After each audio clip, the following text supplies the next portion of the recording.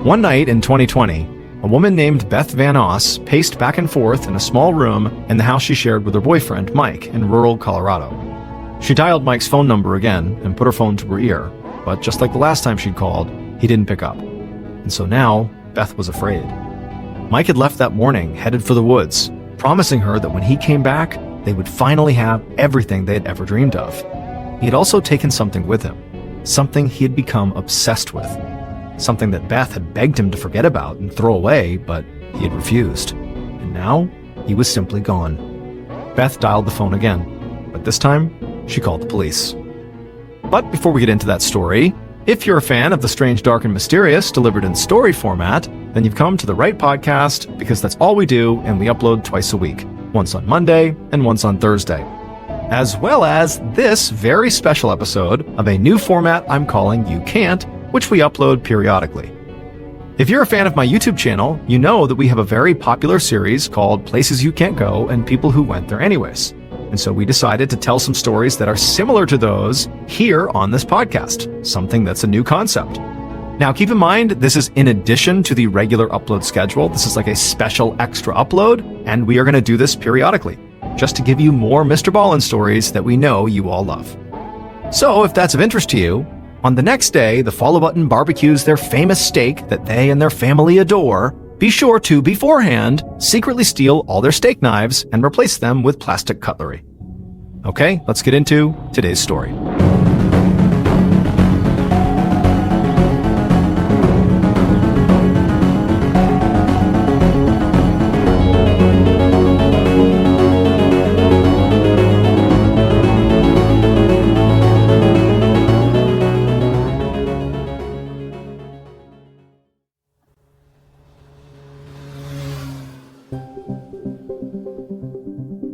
On March 18, 2020, 53-year-old Mike Sexton sped across an open field on a snowmobile in Dinosaur National Monument, a huge park that stretches out over 200,000 acres on the Colorado-Utah border. Mike glanced over and saw his good friend and poker buddy, Stephen Inlow, on a snowmobile of his own. And Mike could see Stephen had a big smile on his face. He knew his friend was taking in the stunning scenery all around them. They were cruising across a snow-covered field, there were forests on either side, and the hills and mountains and mesas all rising up in the distance. Now, normally, that's what Mike would be doing too. He loved the outdoors, and this place was absolutely beautiful. However, unlike Stephen, Mike had not come to Dinosaur National Monument to enjoy the views.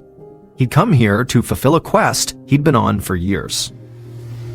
Mike looked away from Stephen and focused his attention back on the ground in front of him and the speed of his snowmobile.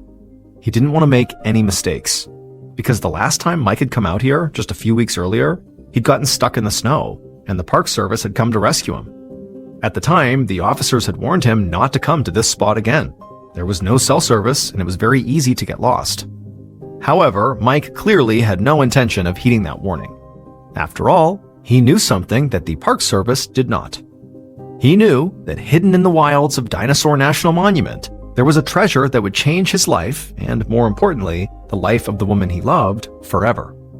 That woman was his longtime girlfriend, Beth Van Oss. And for several years, in addition to being her romantic partner, Mike had also been Beth's caregiver, because she had suffered a brain injury. Mike cooked all her meals, he took her to the doctor, and did basically whatever she needed. But at the same time, he had always felt tortured by the fact that he couldn't just take away her suffering altogether. Now, over time, Beth had begun to feel better, but both of them were still trying to recover from the whole ordeal. And the treasure that Mike was searching for was like the final step in their recovery. It would guarantee that both Mike and Beth would have happy, comfortable lives from here on out. However, only Mike believed this treasure existed. Beth didn't. Instead, Beth really was just concerned about Mike's safety while he was out pursuing this quest. She felt like it was kind of pointless and he was going to get hurt. But Mike was sure of himself. He knew, the risk was worth it, and also he just wasn't scared. For this trip in particular, he knew he had brought Stephen along, so he wasn't alone. Now, Mike knew Stephen didn't believe in the quest any more than Beth did, but Stephen was a great friend and travel companion. And another reason why Mike wasn't that concerned about his safety is he had spent years studying and preparing for this journey, and he knew he was ready. So, he squeezed the throttle and felt his snowmobile kick into high speed.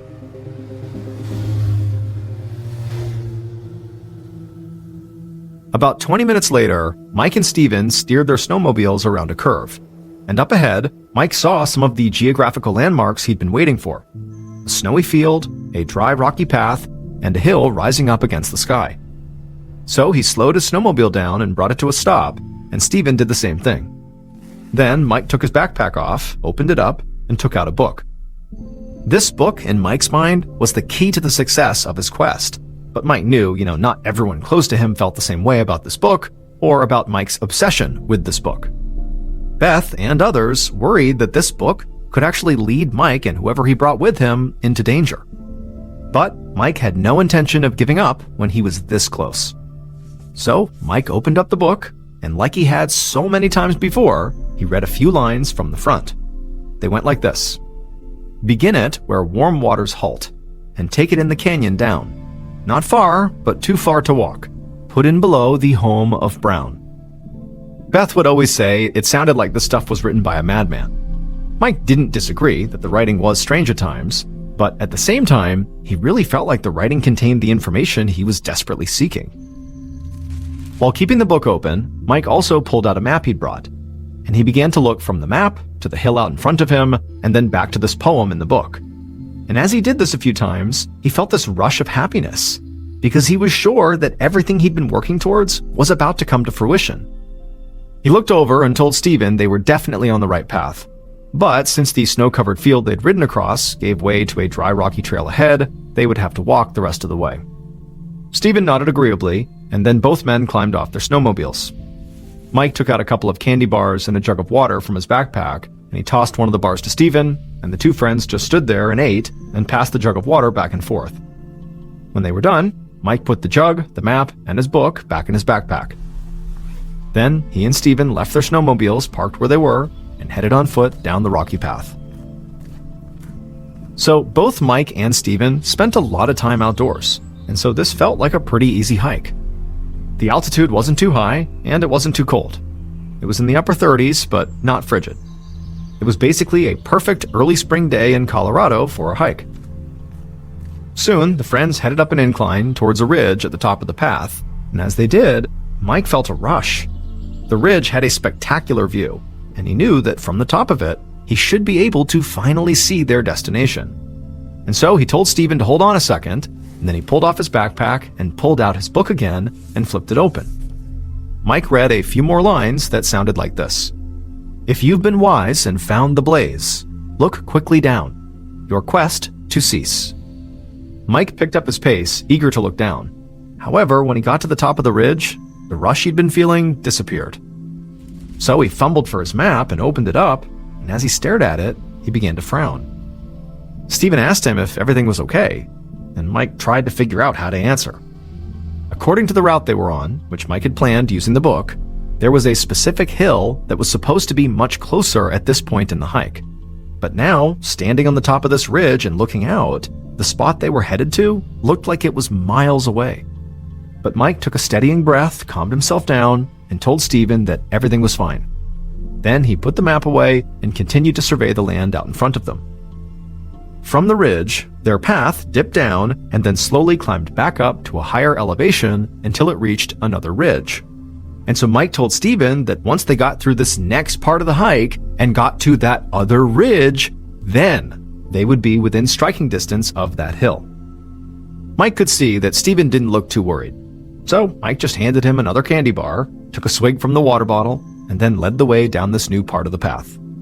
And within a few minutes, Mike started feeling excited again. He'd come this far. All he had to do now was just be patient a little while longer.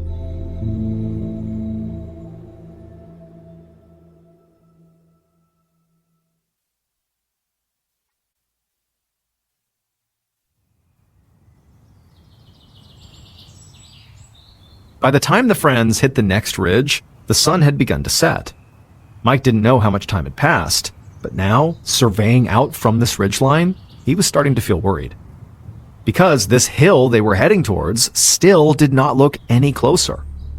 He could feel his legs starting to ache, and he was getting tired. He looked over at Steven, and even though Steven didn't say anything, Mike could tell he was getting pretty worn down too. Mike pulled the map out of his backpack again, but it felt futile. He had thought he knew exactly what he was doing, but clearly this was a much further journey than he'd realized. And when Mike put the map in his backpack and looked inside of it, he suddenly felt this pit in his stomach. When they'd left on their snowmobiles earlier that day, Mike had thought this trip would only take a few hours. And because of that, he and Steven had decided to travel very light. No tent, no fire starting materials, and barely any food. And so now, looking inside of his backpack, Mike saw that they'd already gone through the few candy bars and all the water they had brought. All he had left was the book. At this point, Mike felt mad at himself. He told Steven that he must have just really badly miscalculated, because obviously they were not anywhere closer to reaching this hill. And now that it was getting dark and cold out, and they had no food or supplies, Mike didn't see any other option but to abandon the quest. And so Mike turned away from the view of the hill off in the distance that he now knew he was not going to reach. Maybe he'd been wrong this whole time. Maybe this book really was totally dangerous and written by an actual madman and, didn't contain the secrets that Mike was sure it must. Maybe he really had dragged his friend Steven out here on a fool's errand. But Mike knew he couldn't spend any time worrying about any of that. Instead, he needed to figure out what they were going to do. It was getting late, and he and Steven were now miles away from their snowmobiles. Without saying much, the two men packed up their stuff, promptly turned around, and began the hike back. However, pretty quickly, the sun dipped below the horizon, and the temperature felt like it dropped immediately. The men had only worn hoodies and light jackets, because they had dressed for a pleasant day with temperatures in the upper 30s. But now the wind and the cold just cut through their clothes. The two men sped up, hoping that by moving quickly that would kind of warm them up, but the wind was quickly going from just being strong to being this howling storm-level wind. Eventually, Mike shouted to Steven that there was just no way they could make it back in this weather, and so he pulled his phone out of his pocket, hoping maybe he could call 911, but when he tried to dial, nothing happened. His phone had no service. And so Steven took out his phone and he tried, but he also didn't have service. And so with the wind howling all around them, they tried to get to higher ground to see if maybe that would make a difference, but their phones still didn't work. And by now, Mike and Steven were just totally physically wearing themselves out here. I mean, they're panicking, they're running around, it's been a long day of hiking. I mean, this is a bad situation. This was exactly the scenario the Park Service had warned Mike about weeks earlier. Mike felt totally sick that he'd ignored the warning and now led him and his friend into danger. However, as Mike was looking around wondering what they were going to do, he saw a solution. He got close to Steven's ear so Steven could hear him over the howling wind, and he said that their best bet was to hunker down in the trees that surrounded the ridge. The trees would block a lot of the wind and they could just rough it out for the night, and then in the morning, once conditions improved, they could hike the rest of the way back. Now, both men knew this was going to be a very unpleasant way to spend the night, but what other choice did they have?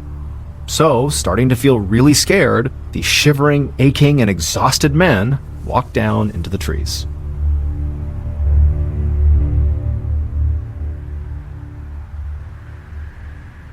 The following morning, March 19th, 2020, Mike woke up feeling very delirious, and immediately he felt ice and snow pelting his face. They were in the middle of a huge storm. He looked over and saw Steven was also awake, and he looked miserable. Over the previous night, a huge snowstorm that they had not seen on the forecast had blown in and basically blocked any chance they would have to make it back to safety. Mike pulled out his phone, hoping miraculously he now had a signal, but there was still nothing. And so all the two friends could do now was just sit there and try to wait out the storm. Now, as cold and awful as this was, Mike knew that a lot of times these storms in late winter and early spring in this part of the world were very quick. And so maybe once the ice and snow passed, the temperature would warm back up, and they'd at least be able to make it back to a spot that had cell service. However, as the day went on, the storm did not prove to be quick, and the cold just kept getting worse and worse. Mike couldn't stop shivering, and he started to feel like he was struggling to breathe. And if that wasn't bad enough, hunger pains had also begun to drive both of them crazy. All they'd had to eat in 2 full days was just a couple of candy bars. And so at some point that afternoon, purely out of desperation, Mike began digging up chunks of ice and snow all around him and began shoveling them into his mouth, as if they were food. But as he chewed, he felt something warm running down his chin, and he realized it was blood, The ice was cutting his lips and gums. Mike spit the blood out onto the white snow-covered ground all around them. He wiped his face and then just sat back down. Eating ice was not an option. Mike didn't bother pulling out his book to look through it. He knew it didn't contain anything that would help him or his friend get out of the mess they were in. At this point, Mike was just worried about Beth, home alone and waiting for him. Mike loved her so much and believed so completely that he could find this treasure and change their lives, that he had never really listened to Beth when she told him all the time that she didn't want the treasure, she just wanted him. But instead, Mike had always listened to the author of this book. Mike and Steve did their best to try to keep each other's spirits up. But the cold, the hunger, and the growing dehydration made it too difficult to focus. Eventually, they both began to drift in and out of consciousness.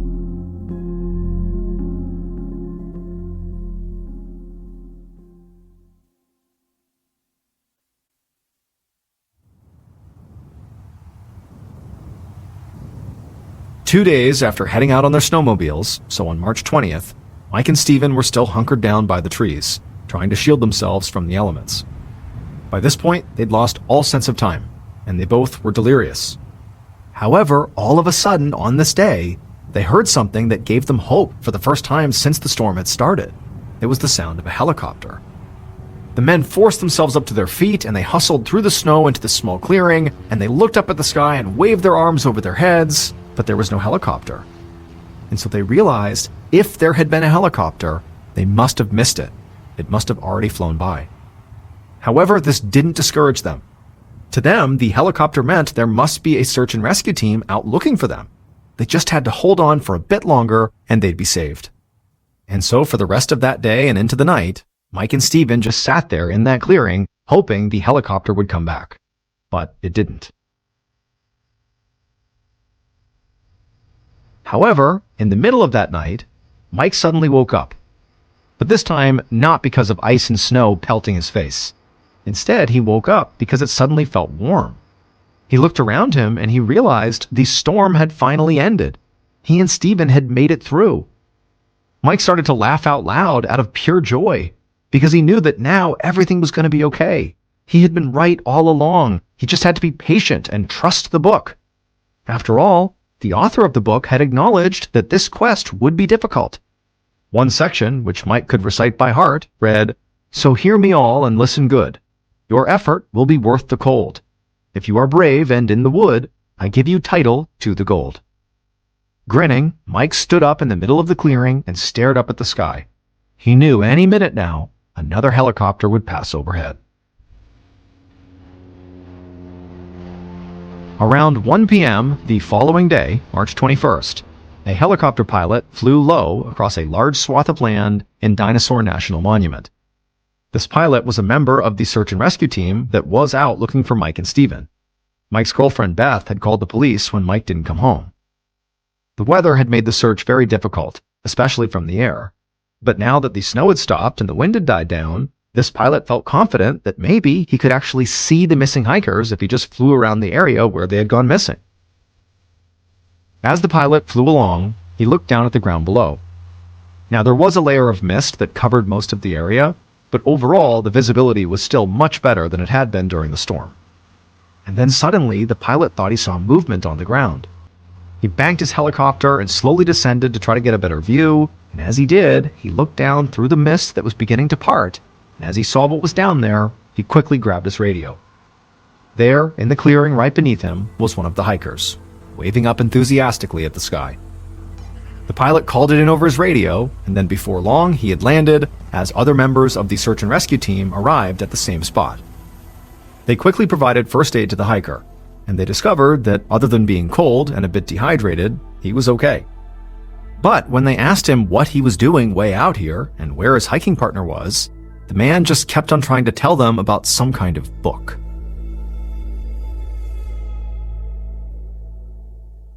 This book, the book Mike was carrying with him, was called The Thrill of the Chase, and the author was a man named Forrest Fenn. So for most of his life, Forrest Fenn was known as a famous art dealer. He owned a gallery 500 miles south of Dinosaur National Monument in New Mexico, and he had a reputation for being able to track down rare pieces of art that nobody else could find. And so because of this, people called him a real-life Indiana Jones. However, late in Forrest's life, he started to get weird. He stopped spending as much time at his art gallery and began spending a lot of time in the woods. He became increasingly obsessed with his legacy and with the stories in the adventure books that he'd read when he was young, like Treasure Island, Robin Hood, and The Legend of King Arthur. And also, he started writing. And what he wrote was his book, The Thrill of the Chase, which was kind of a memoir, except that it was totally insane. Because in it, Forrest Fenn said he'd filled a literal treasure chest with $1.5 million worth of gold and jewels and hidden it somewhere in the Rocky Mountains. And in this book, he wrote a cryptic poem that was supposed to contain 9 clues that would lead the reader to the gold. When the book was published in 2010, it created what may have been the biggest treasure hunt in American history. But this treasure hunt did not result in anyone getting rich. Instead, over the course of a decade, hundreds of people searched the Rocky Mountains looking for the gold, but nobody could find it. And also, 4 people who went out searching for it died. And so as a result of that, officials began begging Forrest Fenn to call off his treasure hunt before more people died. But Forrest refused. Both Beth and Stephen didn't believe in the treasure. They thought this whole thing was a hoax. However, they knew Mike absolutely believed this treasure was real. And by following this book into the wilderness looking for the treasure, Mike was actually just putting himself in potentially mortal danger. And so really the only reason Stephen agreed to go with Mike on this quest was not to go find treasure, but, to support his friend and also try to keep Mike safe. However, it would turn out this quest was going to be far more hazardous than either men could have anticipated.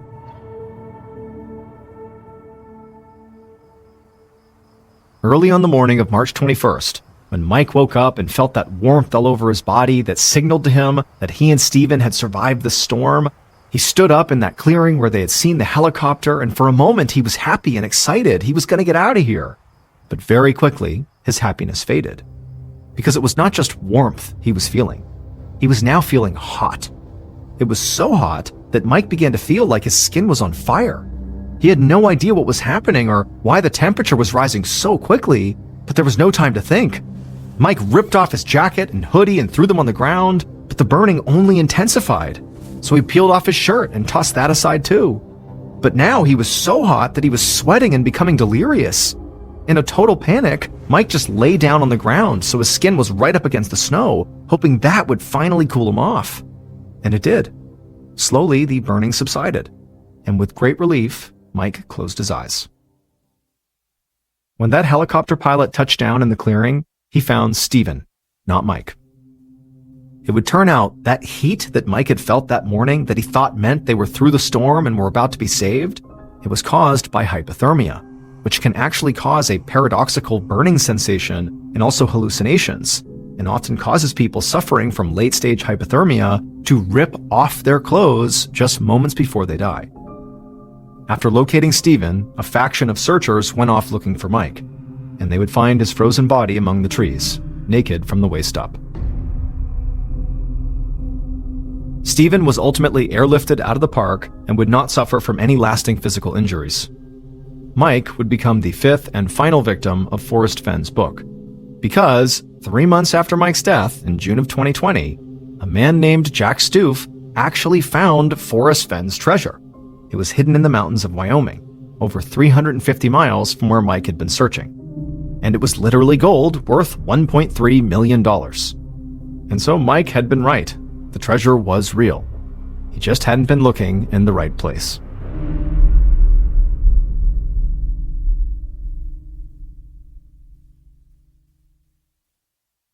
A quick note about our stories. They are all based on true events.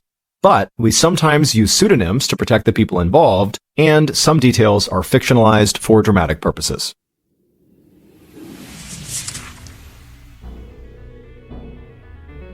Thank you for listening to the MrBallen Podcast. If you enjoyed today's stories and you're looking for more bone-chilling content, be sure to check out all of our studio's podcasts. There's this one, of course, the MrBallen Podcast, and there's MrBallen's Medical Mysteries, Bedtime Stories, Wartime Stories, Run Fool, Redacted, and Late Nights with Nexpo. All you have to do is search for Ballen Studios wherever you get your podcasts. To watch hundreds more stories just like this one, head over to our YouTube channel, which is just called MrBallen. So that's going to do it. I really appreciate your support. Until next time, see ya.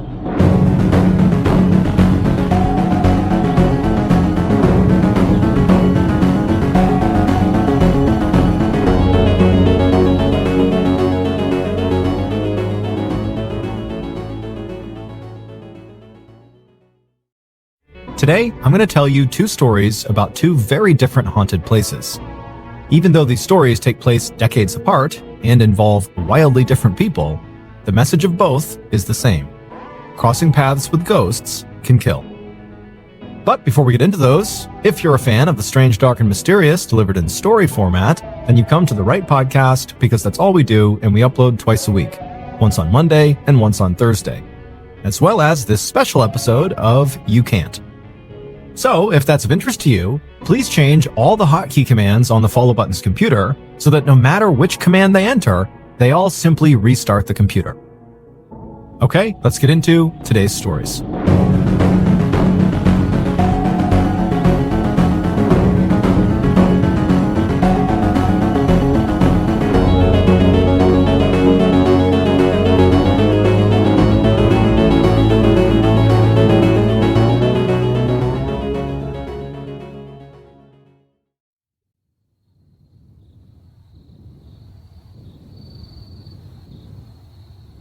At about 2:30 a.m. on August 27, 2010, a 29-year-old man named Christopher Kaiser and his girlfriend Emily held hands and stepped out onto a railroad bridge high above the ground in a remote area of North Carolina.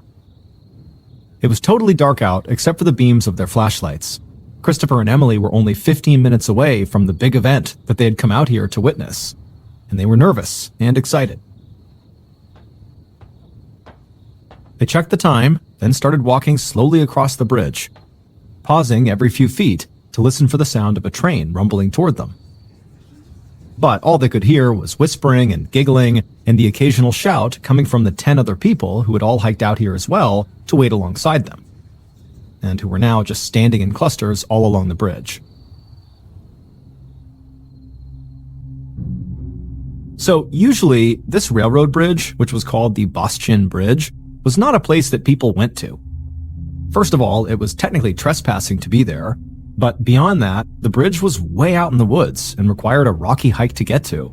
And once you did get to it, there really wasn't much to see. The bridge itself was pretty basic as bridges go. It had been built in the 1850s out of brick and stone with big arches underneath, and it crossed a ravine that was about 100 feet deep. Train tracks ran the entire length of the bridge, which was about 300 feet. On either end, the tracks disappeared into the forest. And so the Boston Bridge was just a kind of boring, typical railroad bridge with no people on it, except one night a year. And that night was tonight, because tonight the Boston Bridge was supposed to be haunted. Exactly 119 years earlier, on August 27, 1891, a passenger train had somehow lost control while crossing this bridge, and it careened off the side, plunging into the ravine below. The accident had killed 23 people. Now, Christopher and Emily knew that regular trains had not used this bridge in a long time. But ever since the accident, legend had it that if you went to the bridge on the anniversary of that crash, at the exact moment the train went off the side, apparently a ghost train would appear, speeding along the tracks and blasting its horn. People said you could actually hear the horrible screeching sound of the brakes as they tried and failed to keep the train on the tracks, and then you could hear the screaming of the passengers as they plunged to their deaths all over again. This ghost train passing through was the big event that Christopher and Emily and everybody else had come out to see.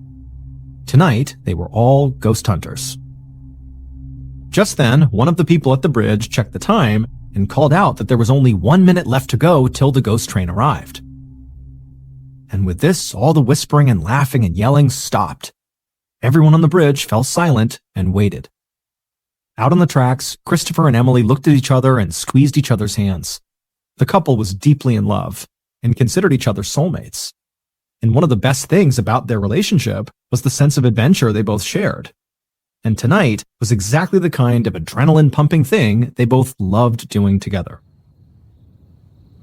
And so as the clock ticked down, the couple turned to watch the tracks where they emerged from the woods in the direction they knew the ghost train was supposed to come from.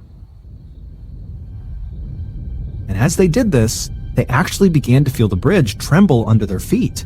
And at the same time, they heard a few people start shouting with excitement. It was really happening. From the woods came a low rumbling sound that quickly turned into a roar. And for a second, Christopher and Emily couldn't believe it. Of course, they wanted to see the ghost train. That's why they were there. But they hadn't truly been convinced this ghost train was actually real. But now, as they watched, a bright light emerged from the woods and flooded the bridge. The ghost train was almost right on top of them. Suddenly, the train blasted its horn, and then Christopher and Emily heard the screeching of the brakes, just like the legend said they would. But this was not fun and spooky. This was actually terrifying. The other ghost hunters on the bridge started screaming and running, and so did Christopher and Emily. But suddenly, Christopher just stopped running and turned to Emily, and he looked her in the eyes and told her, "I love you." And then Christopher pushed Emily off the bridge.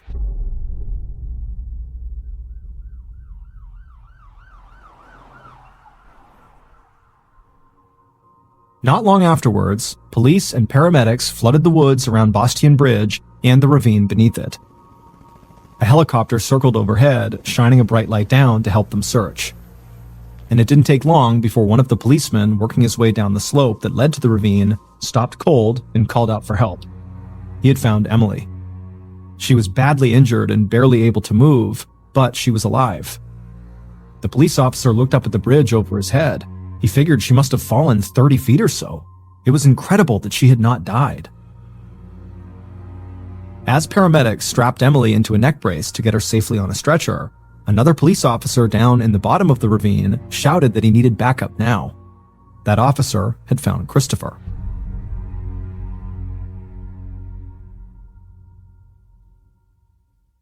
It would take some time, but the first responders would eventually piece together what had happened on the Bastion Bridge in the early hours of August 27th, 2010.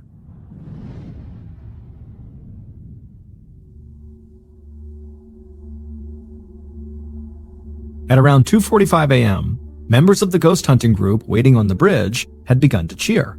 They saw a bright light approaching the bridge, and they knew this meant the ghost train had arrived. But just seconds later, those cheers turned into screams. Christopher saw everybody else scattering to get away from the bridge, and suddenly he knew exactly what was happening. Passenger trains hadn't used these tracks in decades, but freight trains still did. And by some bizarre chance, one of those freight trains came barreling onto the bridge at the exact time when everybody thought the ghost train would appear.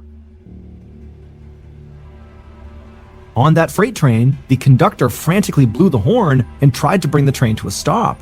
But Christopher could tell the train was going too fast, and there was no way it could stop in time. And so Christopher and Emily, they started running away from the train down the bridge like the others were, but Christopher saw Emily was lagging behind. And Christopher knew he might be able to outrun this train and get off in time, but from the looks of it, Emily, the love of his life, was not going to be able to do that. And so Christopher made a terrible decision. He took a quick look down to make sure his desperate plan made sense. Then he stopped running, waiting for Emily to catch up with him. He looked her in the eyes, told her he loved her, and then he pushed her off the bridge.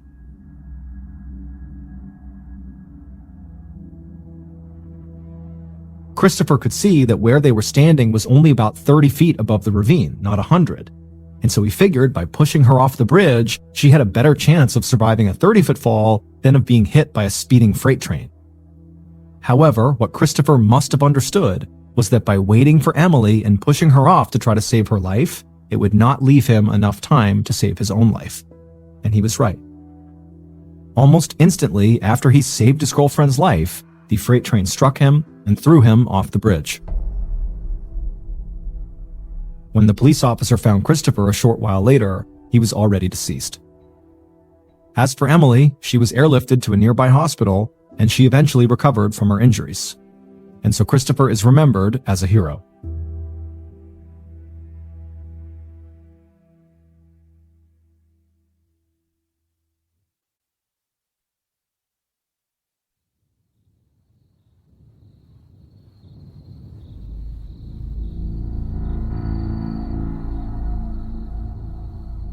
One night in the early 1940s, in a small town in eastern Kentucky, a highly respected local man named Arthur Lewis silently made his way down a dark road. Everybody who knew Arthur, and that was most people in this small town, knew him as an upstanding, law-abiding citizen. But tonight, Arthur clutched a hammer and a chisel in his hands and crept as slowly and quietly as he could because he didn't want anybody to know what he was doing. The moon and stars cast an eerie glow across the town. Arthur was not a superstitious person. In fact, he was pretty much the opposite. But the way the moonlight hit the trees along the road made it look like something was moving in the shadows, and Arthur couldn't help but feel creeped out. Still, the moon and stars provided the perfect amount of light for Arthur to see where he was going without being seen. So he took a breath, collected himself, and moved quickly through the shadows on the road. After walking for a few minutes, he turned onto another dirt road that led to the top of a small hill that was ringed by trees. There were a few old wooden houses along this dirt road, and Arthur saw lights on inside a couple of them. So he crouched down a little bit more to try to hide himself in the dark and picked up his pace. Arthur stopped when he reached the top of the hill. A wrought iron gate and fence stood in his path, and there was a thick metal chain with a lock on it wrapped around the gate. Arthur scanned the darkness all around him and took another steadying breath. He knew everybody in town would think what he was about to do was crazy, because this land belonged to a man named Carl Pruitt, and Carl Pruitt was dangerous. But tonight, Arthur didn't care. He was on a mission. Arthur pulled on the gate, but the chain and lock kept it closed tight. So he walked a couple of feet away from the gate and just tossed his hammer and chisel over the fence, which was only a few feet tall. And so Arthur grabbed on to the thin wrought iron bars that made up this fence, and very carefully he climbed up and leapt over to the other side. When he landed, he scooped up his hammer and chisel and walked through some overgrown grass. Now, despite having the hammer and chisel, Arthur did not come to this place in order to work. Instead, he came here to vandalize the place. He had come here really to prove a point. He wanted to show the people in town that Carl Pruitt was not as powerful as they all thought, and they didn't have to live in fear of him any longer. Just then, Arthur spotted the engraved stone marker he was looking for, a marker that declared in capital letters that this patch of land was Carl's. So he gripped his chisel tightly and walked towards the marker. But just as he drew close to the marker and raised his tools to strike, Arthur suddenly froze. He couldn't tell if the moon and stars were playing tricks on him, but it looked like a shadow of a large chain had appeared on the ground in front of him. Arthur instinctively turned around, but he saw he was way too far away from the gate for the chain on it to be casting a shadow all the way over here. However, when Arthur turned back around, the shadow of the chain was now gone. Arthur was shaken up, but he kind of laughed at himself and shook it off. Things always seemed to look strange in the dark. And so Arthur placed the metal blade of the chisel directly on the stone marker and then slammed the hammer into the back of the chisel. A piece of the stone flew off and fell to the ground, and right away Arthur forgot all about that weird shadow he'd just seen. And instead, he just continued chipping away as fast as he could. He knew the noise he was making could attract attention from the people who lived nearby, and he had no intention of getting caught tonight. But just then, Arthur heard a sound over all the noise he was making, and it sounded like footsteps, exactly what he'd been trying to avoid. Arthur stopped hammering and crouched down a few feet away from the stone marker, trying his best to hide. But as Arthur looked around in the darkness, he didn't see anyone. And eventually, the footstep sounds disappeared, at which point Arthur told himself it must have just been the wind blowing through the trees or something, and a bit apprehensively, he got back to work with his hammer and chisel. But suddenly, the sound of the footsteps came back, and this time they were so much louder, and they seemed much closer. Whoever it was, they were clearly making their way towards Arthur. And so Arthur had no idea if it was someone from one of the nearby houses, or if a local cop had shown up or something, but either way, he wasn't sticking around to find out. And so he turned around to make a run for it when he froze, because something was standing right in front of him, blocking his way. Arthur began to shake with fear, and then without thinking, he dropped the hammer and chisel and took off running.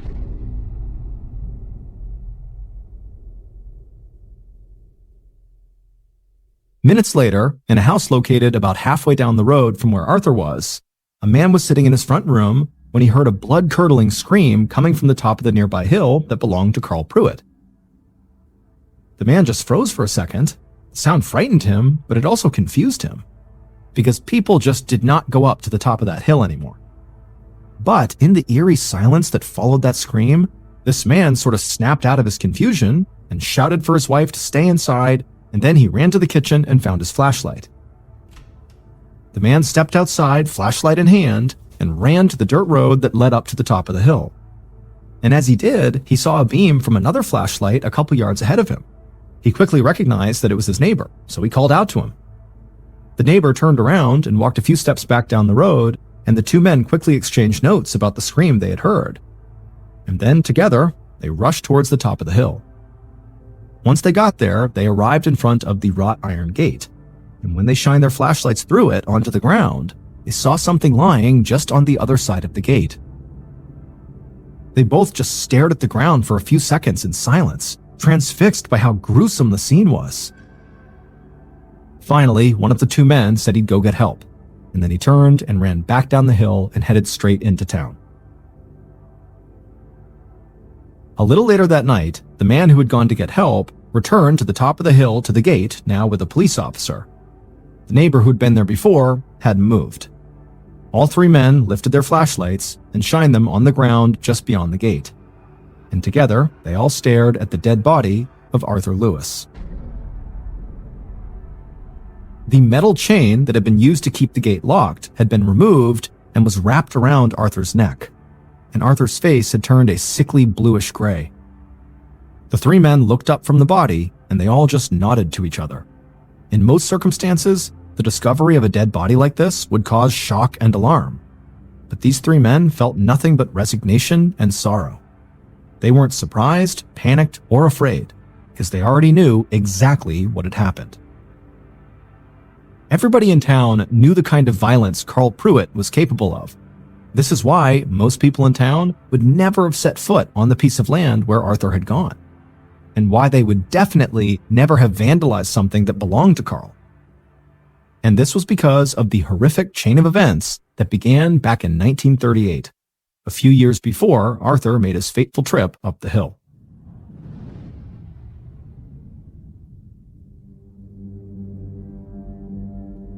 Back in 1938, late one afternoon, Carl Pruitt had finished a hard day's work in town as a carpenter and headed home. Like most people in this small town, Carl knew pretty much everybody and seemed to get along well with his friends and neighbors. Most days, he worked hard building and repairing things for other people, and then when he got home, he would often find his wife cooking dinner for both of them. But today, when Carl arrived home, he didn't smell anything cooking, and he didn't see his wife in the kitchen. Instead, he heard a strange noise coming from his bedroom at the back of the house. He ran there to make sure his wife was okay, but when he stepped into the room, he found his wife in bed with another man. Carl began to scream, and the other man leapt out of the bed, climbed through the window, and fled across town. As for Carl's wife, she just stayed in the bed, covering herself with a blanket and trying to apologize to her husband and trying to get him to calm down. But Carl, filled with rage, grabbed a metal chain he used on his job, leapt on top of his wife, wrapped the chain around her throat, and strangled her to death. After the murder of his wife, no one in town ever heard from Carl again. Even though there had never been an arrest or trial, the townspeople were glad Carl was gone. They tried to quickly put this horrific event behind them and basically stopped thinking about Carl Pruitt. However, within months of this murder, a series of violent deaths began taking place in town, and most people did not think these deaths were accidents. The first death that caught people's attention involved a young man who had been seen happily riding his bicycle towards the dirt road that led to the top of the hill. But later that day, someone found the boy back in town lying dead on the street, strangled with his own bike chain. Days later, after the boy had been buried, neighbors found his mother dead in her own yard. She also had been strangled, but with a clothesline, while she was out hanging up laundry. These two deaths put the whole town on edge. Even though nobody had seen him, many people suspected that Carl Pruitt must have come back because the boy and his mother had been strangled to death, just like Carl's wife had been. And not long after that, a farmer turned up, strangled with the reins from his own horse-drawn wagon, which prompted a police investigation. However, before he could finish it, that police officer was strangled to death as well, found in an open field with a large chain wrapped around his neck, looking like it had almost decapitated him. After the death of this police officer, combined with all the other strange strangulation deaths, the town had it, they were terrified, and they went into full panic mode. Soon, stories began to surface that people had seen Carl wandering through the shadows on this small patch of land he owned on the top of the hill, just waiting for his next victim. And now, Carl appeared to have found his next victim. Arthur Lewis, the man who said he wasn't afraid of Carl, who had traveled up the hill with his hammer and chisel.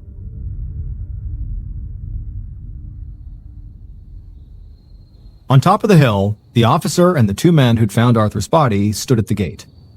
The officer told the men to step back and wait over there. Once they had, he opened the gate, walked through, and stepped directly over Arthur's body. He made his way through the grass and found Arthur's hammer and chisel on the ground, and right next to them was the engraved marker that Arthur had come out to deface. However, when the officer shined his light on the marker had no damage to it whatsoever. It was completely intact. Not a single piece of the stone had been chipped off by the chisel. The officer crouched down and moved his light over the stone, and he saw very clearly that on this stone were the words Carl Pruitt, and next to it were dates, the date Carl was born and the date Carl died. Because this stone marker that Arthur had come up here to deface was actually Carl's gravestone. Because Carl had died back in 1938 on the day he found his wife in bed with another man.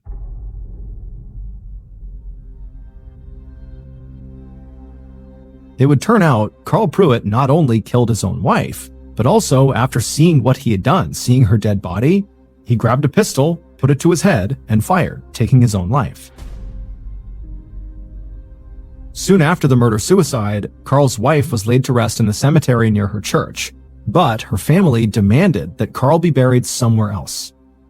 And so Carl was buried in an isolated grave in an old cemetery at the top of that hill. And of course, since the man was dead, everybody in town assumed he was gone for good, and they would never have to deal with Carl again. But that all changed not long after Carl was buried, when people in town reported seeing strange shadows around his gravesite. And these shadows always took on the same form: a large chain like the one Carl had used to murder his wife. The story spread, and soon a morbid curiosity about Carl's grave arose in town.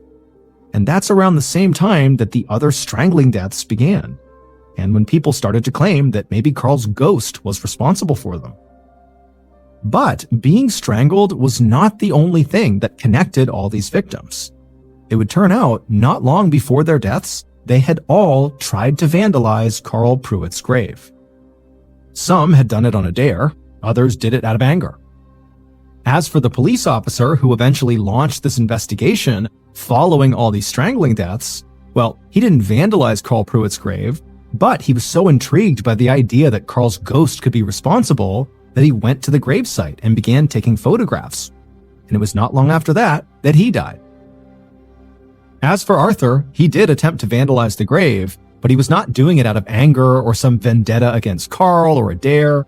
He was actually doing it to prove to the rest of the townspeople that there was no such thing as ghosts, and that Carl Pruitt was dead and could no longer hurt anyone. However, the instant Arthur began to deface that headstone, someone or something strangled him to death, and many people believe it was Carl Pruitt's ghost. And despite all those attempts at defacing Carl Pruitt's headstone, that headstone was always found, at least according to local legend, in perfect condition. Following the discovery of Arthur's body, people in town really began to fear Carl Pruitt's ghost and his cursed headstone, and they demanded that the cemetery on the hill be closed. And so family members with loved ones buried up there had their bodies removed and reburied in other cemeteries. However, nobody dared touch Carl's grave. So Carl's body remained in that cemetery until 1958. so 20 years after he'd killed his wife and taken his own life. At that time, in 1958, a strip mining company dug up the ground on the hill, destroying Carl's body and his headstone, and so the curse was said to have finally been lifted. And so, if these two stories tell us anything, it's that if you think you can go searching for ghosts without consequences, you can't.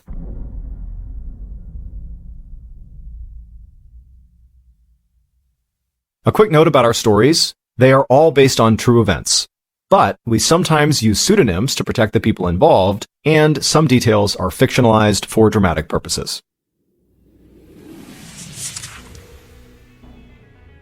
Thank you for listening to the MrBallen Podcast. If you enjoyed today's stories and you're looking for more bone-chilling content, be sure to check out all of our studio's podcasts. This podcast, the MrBallen Podcast, and also MrBallen's Medical Mysteries, Bedtime Stories, Wartime Stories, Run Fool, and Redacted. Just search for Ballen Studios wherever you get your podcasts to find all of these shows. To watch hundreds more stories just like the ones you heard today, head over to our YouTube channel, which is just called MrBallen. So that's going to do it. I really appreciate your support. Until next time, see ya.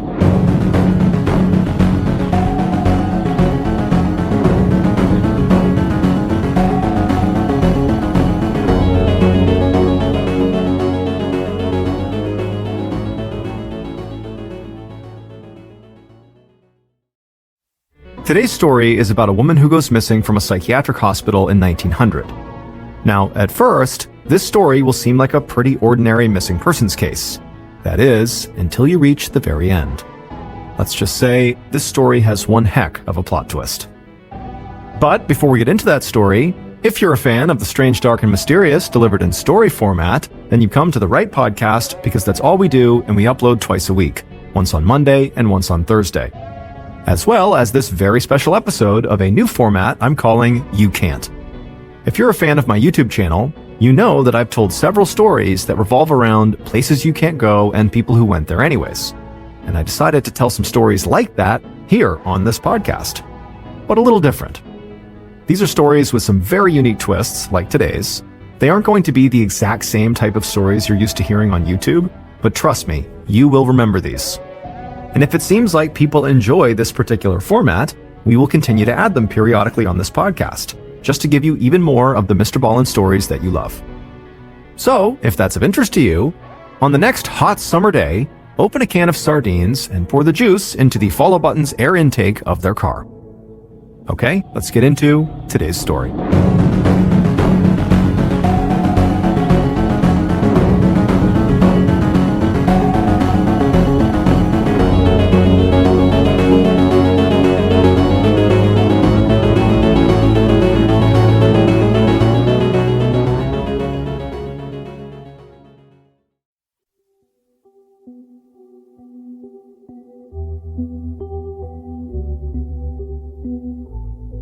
On the morning of March 11th, 1900, 43-year-old Carrie Selvage stared out her bedroom window into the front yard of the building where she lived in Indianapolis, Indiana.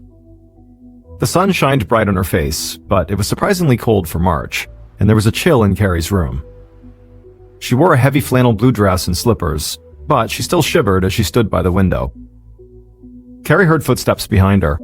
She turned and saw a young woman standing there. Carrie smiled, exposing her gold filling and several false teeth that she barely even noticed anymore. The young woman smiled back and then put her hand on Carrie's shoulder. To someone walking by, this might have looked like two friends enjoying the view outside the window.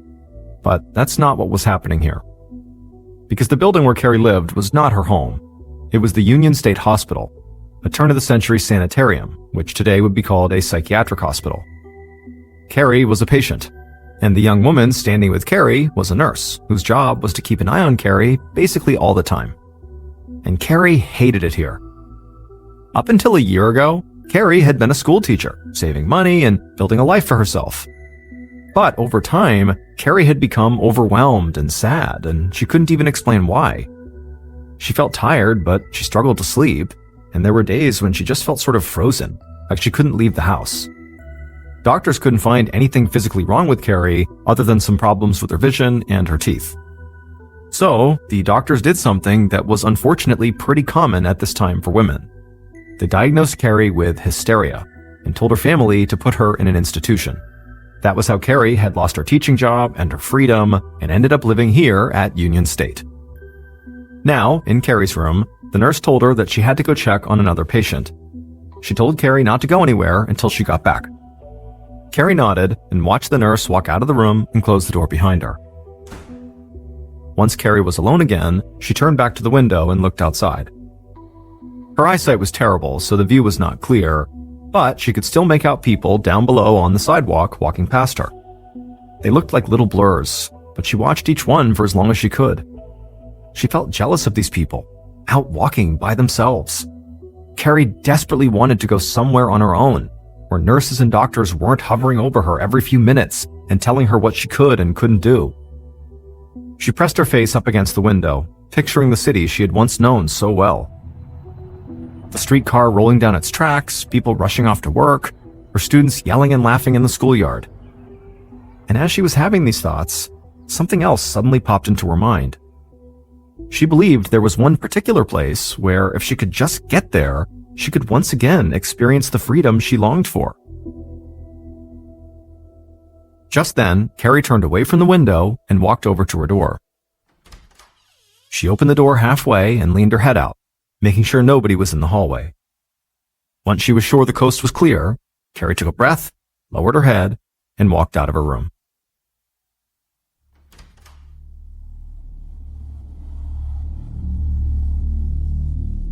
About 5 minutes later, that same nurse came back to Carrie's room and opened the door. But now, Carrie's room was empty. The nurse walked over to the closet, opened the door, and checked inside, but Carrie wasn't in there either. The nurse wasn't alarmed. She was annoyed. Carrie had run away once before, and this nurse knew that if it happened again, she was going to have to explain why she left Carrie alone. The nurse checked the porch, where she knew Carrie liked to spend time, but it was also empty. She told herself what must have happened was a doctor came by and took Carrie somewhere. But when this nurse tracked down all the doctors on the shift, they all said the same thing. They hadn't seen Carrie all morning. Now, this nurse was starting to panic. She worried that Carrie might have tried to walk somewhere on her own and gotten completely lost because of her terrible eyesight. And so, not knowing what else to do, the nurse ran to the front desk and said she needed help right away, because Carrie Selvage had disappeared. At 6 p.m. that night, so about 8 hours after Carrie had stepped out of her room, her younger brother Joseph walked into the lobby of Union State Hospital, and it was pure chaos. Joseph saw doctors, nurses, and administrators walking as quickly as they could down one hall and into another, and everybody looked frantic. But nobody had contacted Joseph, so he did not know what was going on. He eventually flagged down a nurse and told her he was there to visit his sister, and that's when the nurse told him. His sister Carrie was missing. Joseph felt a pang of fear. He asked the nurse sharply what she meant. The nurse was clearly nervous as she explained that Carrie had wandered off. But she rushed to tell Joseph the entire staff believed that Carrie was probably still on the grounds, so there was no real need to worry. Joseph stared at the nurse with his mouth open. He was shocked. But more than that, he was mad. He had felt terrible for his big sister that she had ended up in this hospital in the first place, and he hadn't given up hope that she could maybe recover and return to the life that she had been building. He knew she was unhappy here, and now she was potentially in danger. Joseph collected himself enough to speak and said to the nurse, "Go get the police." Later that night, Detectives Chauncey Manning and Adolph Ash of the Indianapolis Police Department arrived at Union State Hospital. Both men wore dark, well-tailored suits and hats. They were experienced investigators and had worked as partners on a range of cases. The detectives quickly met with the medical staff, who gave them a rundown of Carrie's known movements. The detectives also found Carrie's brother, Joseph, standing in a common room by the porch. He had refused to go home and was insisting that he wanted to be part of the search. Because no one had actually seen Carrie leave, the detectives decided the first priority was to search the hospital itself, even though staff had already looked.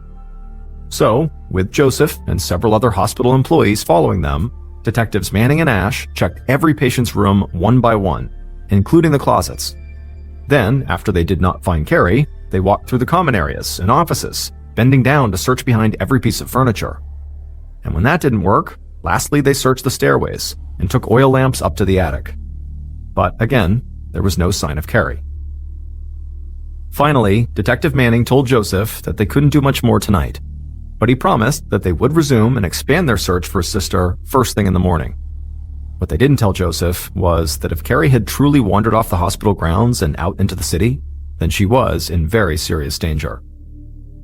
Like other major cities, Indianapolis had its share of crime. Pickpockets and thieves were common, and violence against women was a growing problem.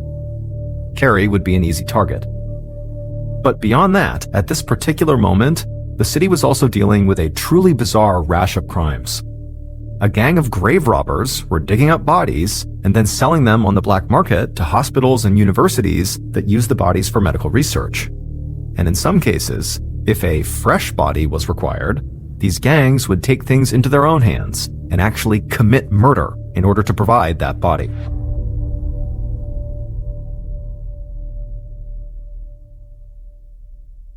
On the morning of March 12th, so still less than 24 hours after Carrie had gone missing, Detectives Manning and Ash, along with a group of uniformed police officers, began canvassing the surrounding neighborhood outside of the hospital, hoping they weren't already too late.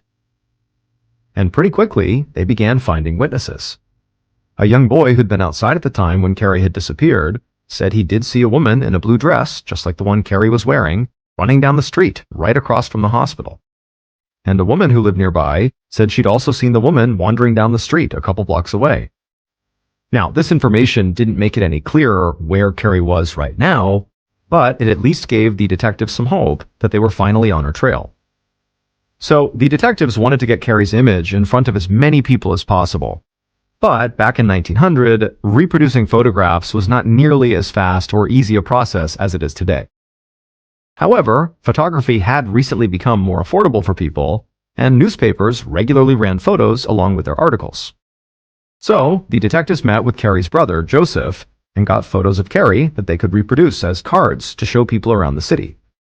They would also put these photos in the local papers. In the week following Carrie's disappearance, Manning, Ash, and their team walked the city, knocked on doors, and showed Carrie's picture to everyone. But nobody else beyond those initial witnesses had seen her. 2 weeks after Carrie's disappearance, on March 25th, the detectives still had no real leads, and they were getting desperate. By now, they had searched the hospital and its grounds several times. They had crisscrossed the city, dragged small ponds, and conducted hundreds of interviews. At this point, they could only think of one other place to look: the canal that cut through town, that also was not far from the psychiatric hospital. In 1900, very few women were taught how to swim, so Manning and Ash thought Carrie might have wandered near the canal, and with her limited vision, and potentially with her inability to swim, she could have not seen the water, fallen in, and drowned. So the detectives had city workers drain the entire canal. And then after it was drained, they led a group of volunteers through the mud looking for Carrie's body. But after hours and hours of searching, they hadn't found any sign of her. As more weeks passed with no new leads or evidence, the search began to lose momentum. Carrie's brother, Joseph, had started his own campaign, going to different newspapers and asking them to keep putting photos of Carrie front and center. Through his efforts, thousands of people had seen Carrie's photograph, which was a shocking level of publicity for the year 1900. Carrie's face was by now well known across the city. But despite all this, by April of 1900, so about a month after Carrie's disappearance, the newspapers and detectives moved on, and Carrie's case went cold. Joseph and his family never stopped believing that Carrie was out there somewhere, and so every so often, over the next several months, they would put an article in the paper with a message to Carrie in it, promising that if she came out of hiding, she wouldn't have to go back to the hospital. She could come home instead. But Carrie never did.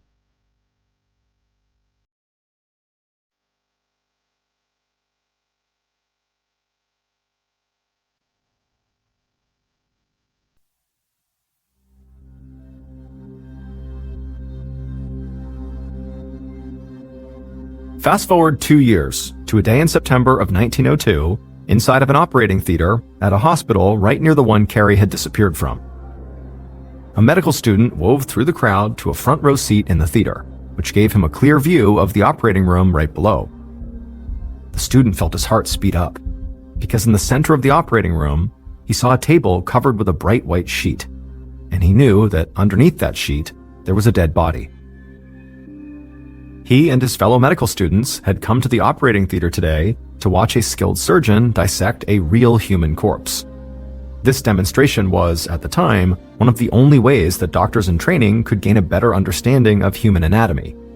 And it was considered a huge privilege for them to get to witness something like this. The sound of footsteps echoed from below, and immediately the audience fell silent. The student saw the surgeon approach the operating table, and he listened closely as the surgeon explained what they could all expect to see during this demonstration. Then the student watched as the surgeon stepped up to the operating table and removed the white sheet, revealing the pale face of the corpse underneath, with a gold tooth glinting from its open mouth. The student had expected to feel amazement when he saw the body, but instead, he felt an unsettling wave of déjà vu. Something about the corpse's face looked familiar to him, but he just couldn't place it. Then, suddenly, it just came to him, and he yelled it out without even meaning to. "It's the missing woman!" he shouted. Some of his classmates laughed uncomfortably, thinking maybe he was making a very bad joke. But the surgeon called for quiet and asked the student what he was talking about. The student stood up and said he would recognize that face anywhere. The woman on the table was Carrie Selvage, the same Carrie Selvage who had disappeared from the psychiatric hospital a couple years ago. Her photograph had been plastered all over the city. Suddenly, all the other students in the operating theater all began talking at once as they leaned forward to get a better look. They all remembered the missing woman, whose brother had given what felt like 50 interviews. And they agreed the corpse on the table looked just like Carrie, down to the gold tooth. Eventually, the surgeon called out to the students to quiet down and clear out of the operating theater. The surgeon had no idea if the med student was right, but he was not about to continue with this demonstration until he checked.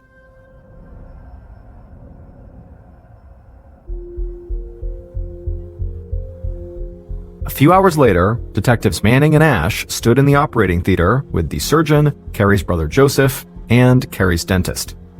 All the men stared at the body on the table, and they all had the same reaction. It could be Carrie, but they weren't sure.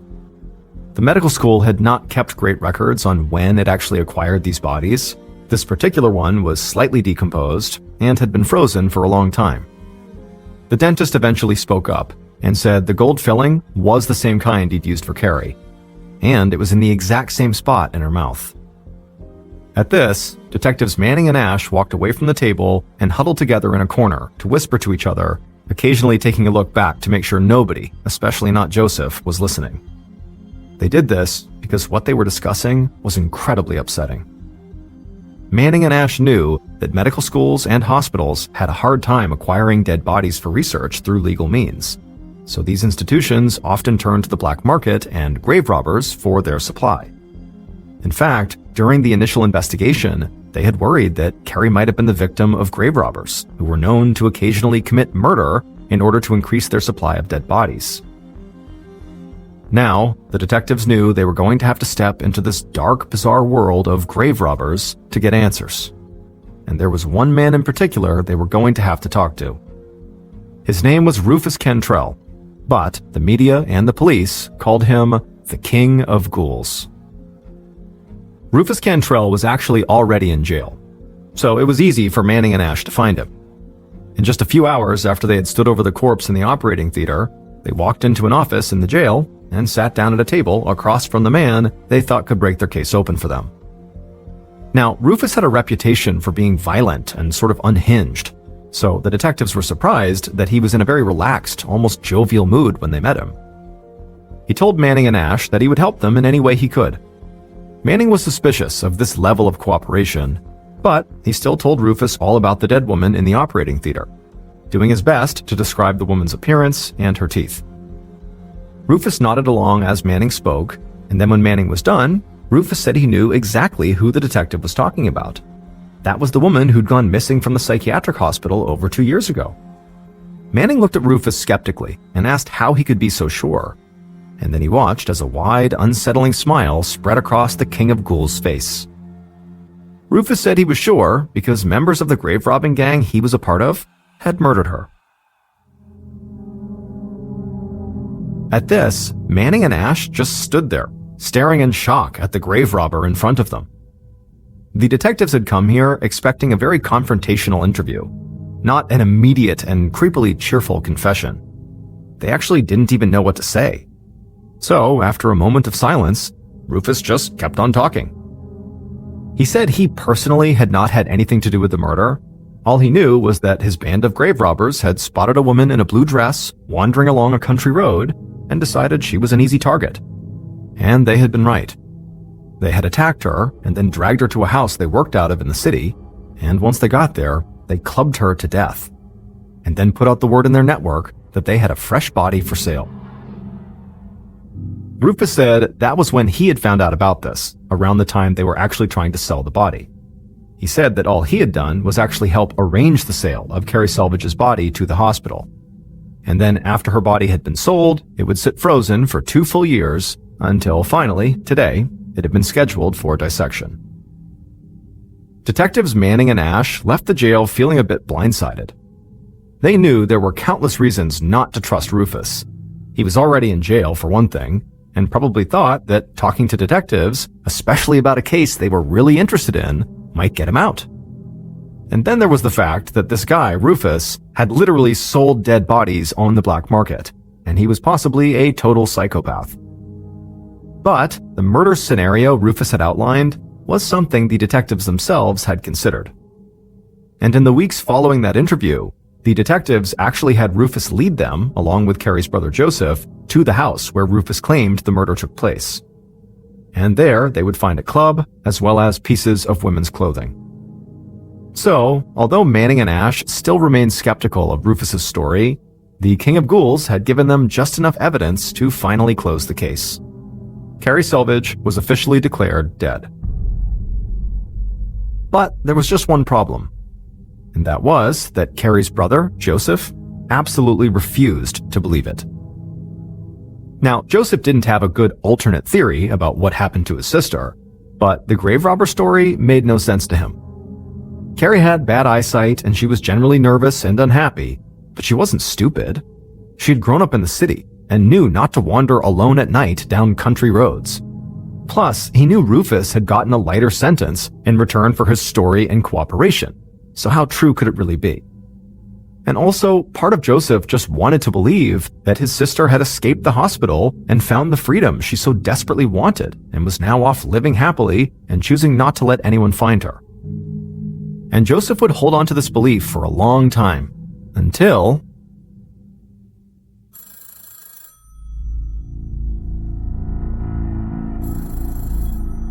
on April 26, 1920, so over 20 years after Carrie's disappearance.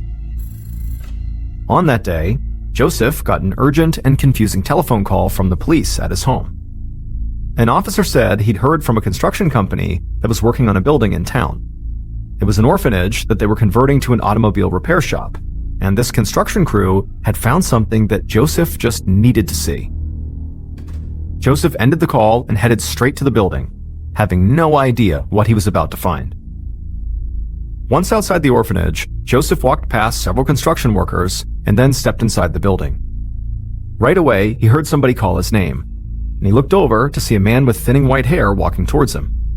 Joseph squinted, looked at the man's face, and then suddenly he recognized him.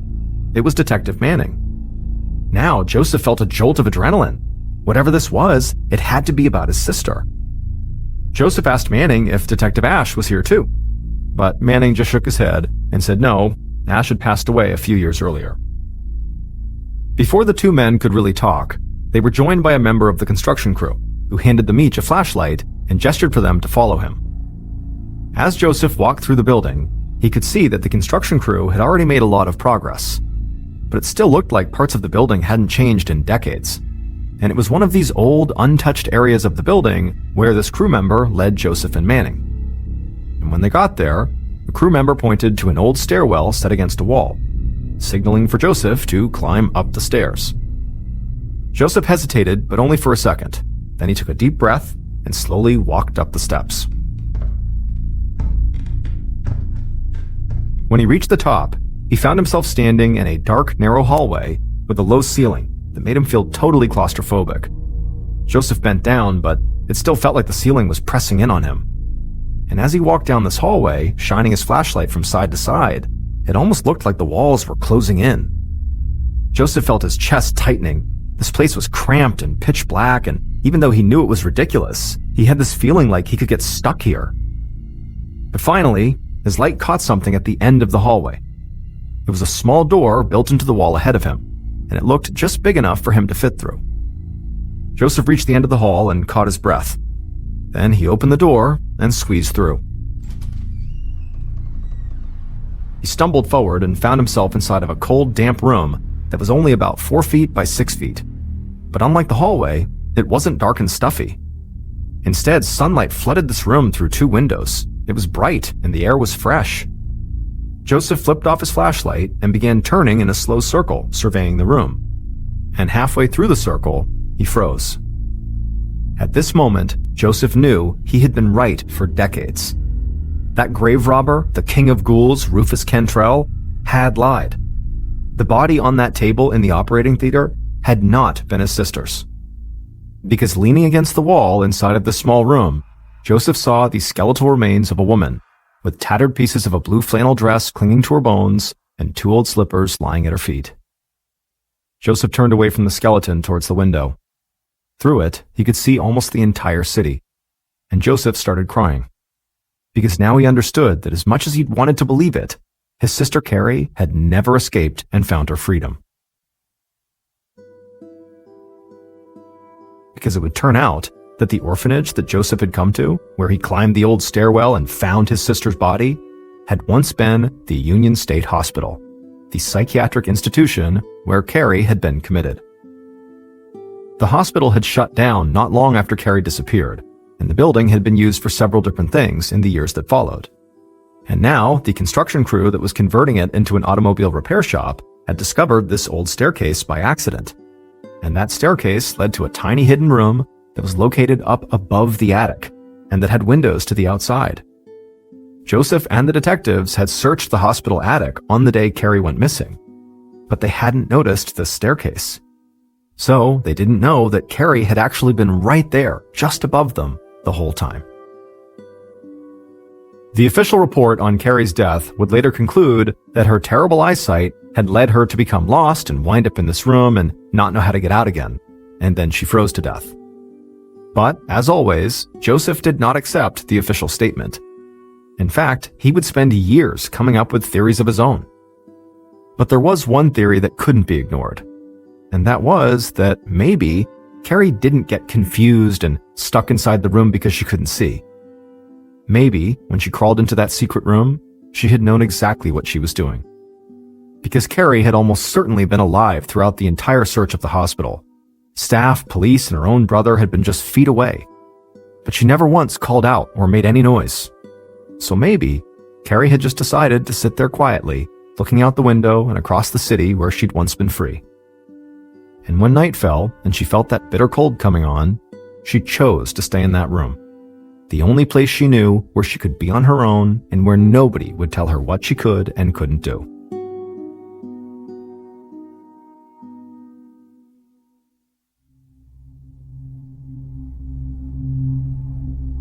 On April 30th, 1920, 4 days after the discovery of her remains, Carrie Selvage was buried next to her mother and finally laid to rest. As for the 2 witnesses who said they had seen Carrie basically right after she had gone missing, running down the street, had simply been mistaken. And the dead woman who had been on the operating table at the Westside Medical Clinic was never identified.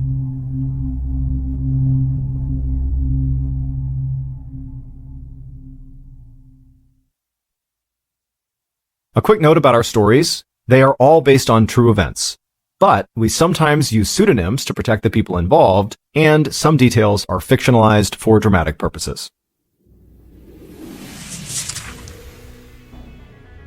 Thank you for listening to the MrBallen Podcast. If you enjoyed today's stories and you're looking for more bone-chilling content, be sure to check out all of our studio's podcasts. This podcast, the MrBallen Podcast, and also MrBallen's Medical Mysteries, Bedtime Stories, Wartime Stories, Run Fool, and Redacted. Just search for Ballen Studios wherever you get your podcasts to find all of these shows. To watch hundreds more stories just like the ones you heard today, head over to our YouTube channel, which is just called MrBallen. So that's going to do it. I really appreciate your support. Until next time, see ya.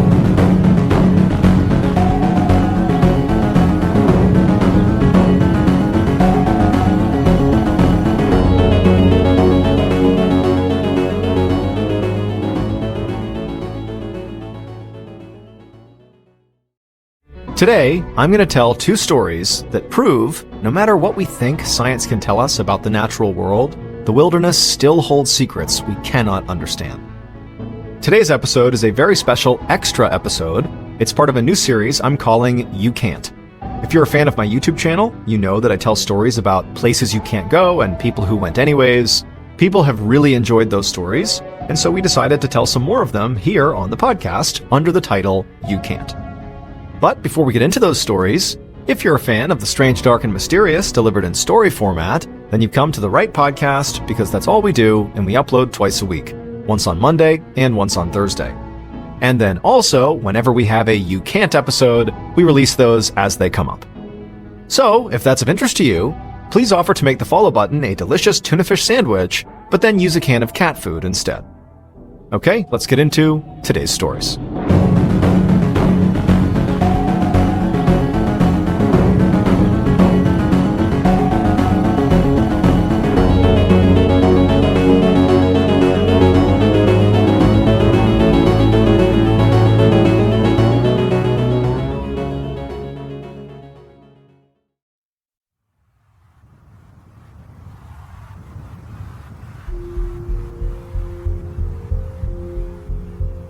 On the evening of January 3rd, 1991, a 40-year-old mountain climber named Zhi Song felt the wind and snow whipping against his face as he stared up at a mountain peak jutting through the clouds high above him.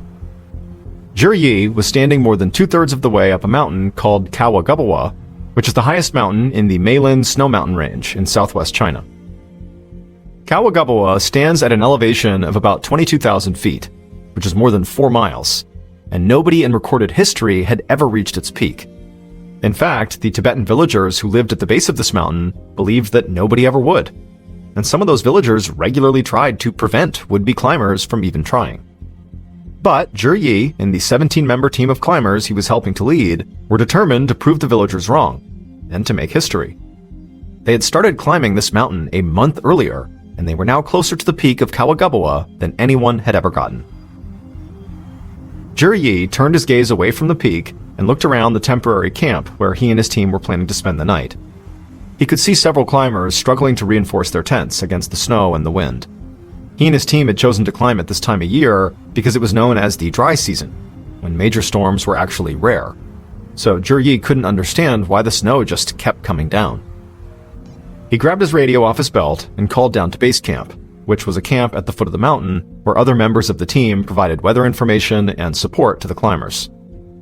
Zhi told a base camp team member that the snow was still unbelievably falling hard up here. That team member reminded him that the climbers should clear snow away from their tents at least every 2 hours. Zhi was about to respond, but just then, his radio cut out, and he heard this loud buzzing sound coming from it. He stared down at his radio, confused. This was the sound it made when it needed a new battery, but he had just put a new battery in.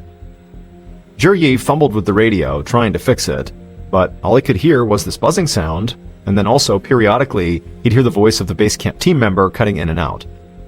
Zhi communicated over the radio and wasn't sure if anyone heard it, but he said he was losing communication and he would try to contact them again later. Then Zhi turned off his radio, clipped it to his belt, and the buzzing stopped.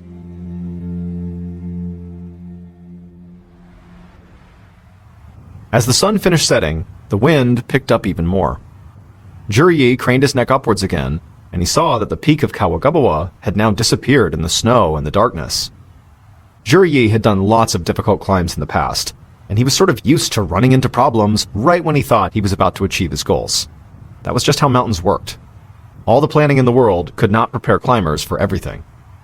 But for some reason, this felt different. this storm just didn't show any signs that it would ever let up. Yi lowered his head and walked towards a group of tents. He wanted to help his team clear snow away. But all of a sudden, Yi heard screaming coming from inside one of these tents. He and several other climbers moved as quickly as they could through the snow toward the sound. They stepped into the tent, and they saw a woman laying in her sleeping bag, and she was shivering uncontrollably, and sweat was running down her forehead. Yi knew this woman, who was one of several Japanese climbers on their team, had been dealing with a high fever for days.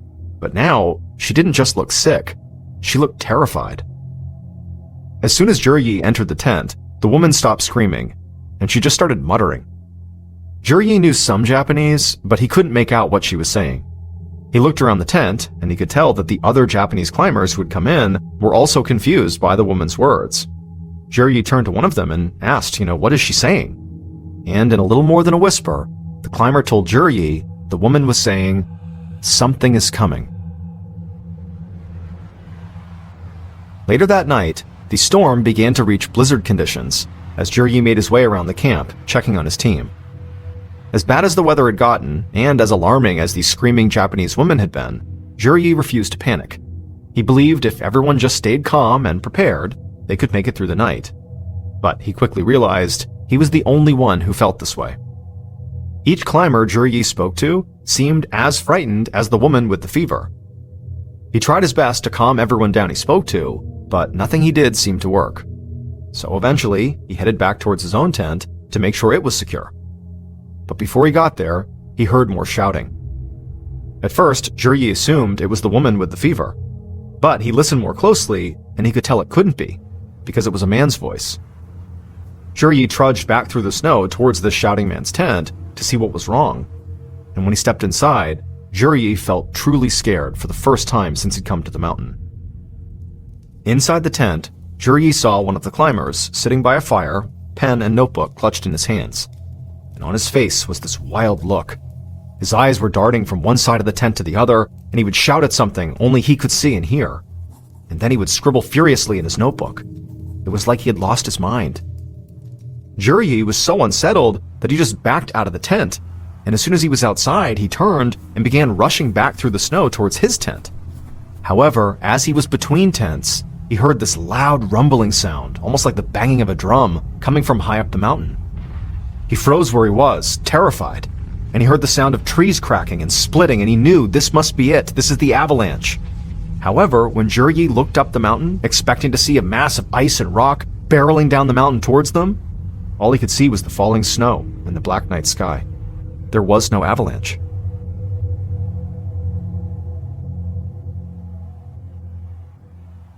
Early the next morning, January 4th, the snowstorm subsided, and the weather on Kawagaboa turned calm and sunny. A team leader down at base camp radioed up to Yi to see how the climbers fared over the night, but Yi didn't respond. So the team leader tried radioing the other members of the team that were up there with Yi as well, but they too didn't respond. And so this team leader sent out a small search team to see if they could get a visual of Yi and the other climbers he was with. However, remember, these climbers were thousands of feet up the mountain from base camp. So under the best of circumstances, it would have been really hard to look up and have seen them. And these were certainly not the best circumstances.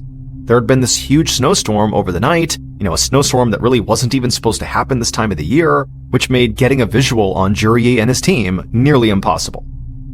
And so this team leader quickly realized that if the climbers had gotten lost up on the mountain, he didn't have the resources to mount an effective search. So he quickly informed multiple government agencies that his team was missing, and then the government took over. That day, the Chinese government launched a massive operation on Kawagaboa. Professional search and rescue teams worked with volunteers on the ground, and airplane and helicopter pilots circled the mountain. But after 2 weeks of this daily intense searching, it became clear Yi and the rest of the climbers, along with any remnants of their camp, had disappeared. On January 22nd, so 18 days after the climbers had gone missing, rescuers abandoned the search, and the government issued an official statement. The statement said that while massive snowstorms were indeed rare for this time of the year, they were not actually impossible to occur. So officials said the storm likely caused an avalanche that wiped out the camp and buried the climbers somewhere they couldn't be found.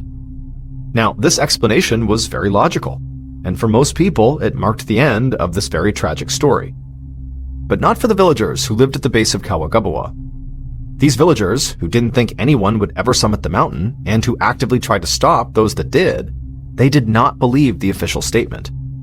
They had a story of their own, which they were certain was the real explanation for what had happened to the climbers. And when the government issued its statement, these villagers tried to tell people that the government was wrong. And so, when climbers and tourists from all over came to Kawagabawa, these villagers told them what they believed actually happened, and how it would happen all over again if anyone tried to reach the mountain's peak. Now, most people dismissed the villagers' story as rumor or superstition, and that was a reasonable way to react to this, until 7 years later, when 3 shepherds from the village made a terrible discovery.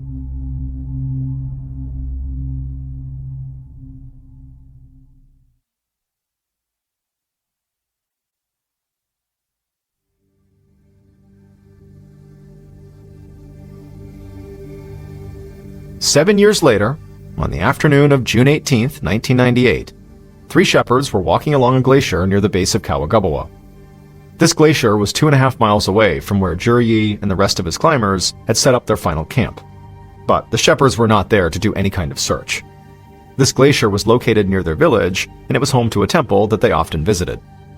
So they were talking and walking towards the temple when, just up ahead of them, one of the shepherds spotted something bright and colorful sticking up out of the ice.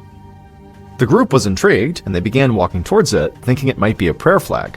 But as they got closer, and this colorful object came into focus, the group went quiet. And then the shepherds also saw there were other colored objects just like this one scattered around the area. These objects were the bodies of the climbers who had disappeared from Kawagabawa 7 years earlier, still wrapped in the colorful coats they'd been wearing when they headed up the mountain. But what the shepherds could not have known in this moment was that buried under the ice with the bodies was a diary, which one of the climbers had used to record the events of the ascent. It belonged to the climber that Juryi had seen shouting at an unseen force and scribbling furiously on the night they all vanished. And this diary would reveal that the stories the villagers told about Kawagabawa and the lost climbers were more than just legend.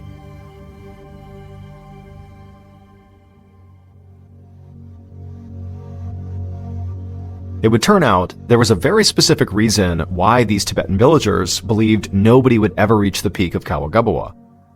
It was because the peak was said to be a sacred place. It was the home of a warrior protector god, and because of this, it was not meant for human beings to climb. The villagers believed that if anyone ever approached the peak, it would wake the spirits of the mountain, and the mountain god would punish them.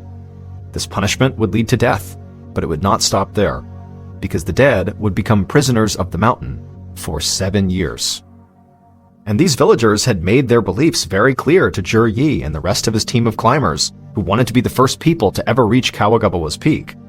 In fact, a group of villagers had heavily protested their climb and warned the climbers that their expedition would anger the mountain god and result in tragedy. But Juryi and the rest of his climbers had not heeded their warnings. The diary of the climber that was discovered along with the bodies recounted what happened as a result. The diary started like a lot of climbing diaries do, an account of the day's hike, the scenery, the weather. But as the dates got closer to the night the climbers disappeared, the diary took a strange turn. The writer became obsessed with these shadows he saw walking across his tent, and he said he heard women laughing and babies crying all around him in the darkness. That woman who had screamed out, who was sick with a fever, had said she felt something bad was coming, and she had tried to warn the others. But by the time Juryi heard the sound like beating drums high up on the mountain that he thought was an avalanche, like many thought was an avalanche, the mountain god had apparently already unleashed his wrath. As soon as Juryi and those climbers had disappeared, the villagers all assumed that they had faced the wrath of the mountain god. But the fact that their bodies had remained hidden for 7 years, the length of time the mountain god keeps the dead imprisoned in the mountain, was all the proof the villagers needed to know they were right. And the climber who wrote the diary ended up believing them too, although it was too late. In his final diary entry, he wrote, quote, "We were wrong. They are coming. Run." In 2001, 10 years after the climbers had died on the mountain, the Chinese government banned all mountain climbing activities in the Meilan snow mountain range. To this day, still, nobody on record has ever actually set foot on the peak of Kawagubawa.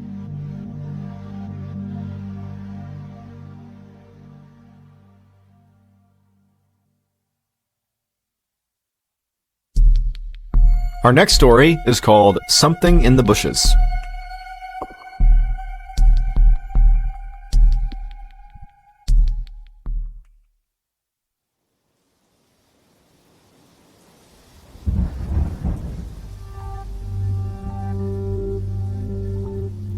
On a June day in 1953, a 31-year-old American doctor named George Moore stood in a small mountain campsite in Nepal, staring out at a massive rainstorm forming on the horizon.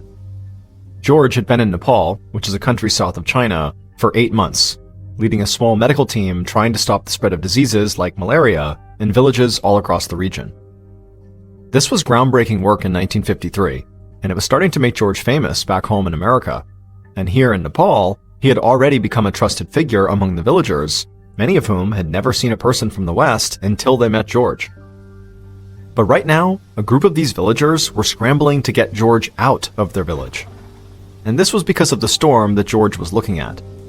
One of the villagers pointed at the clouds and told George this was not a regular thunderstorm. The monsoons were coming. And once the monsoons hit, the only dirt road that led back to George's base in the city of Kathmandu would flood very quickly. And the horrendous rains could last for months, which meant if George wanted to continue his work stopping disease in other parts of this region, he would have to get out right now. George had known the monsoon season was coming, but it had arrived much more quickly than he'd expected, and so he and his team were sort of caught off guard. The journey out of the village was not something they wanted to undertake suddenly with so little preparation, because they didn't have a car. They literally had to walk out, and so they needed to be fully prepared.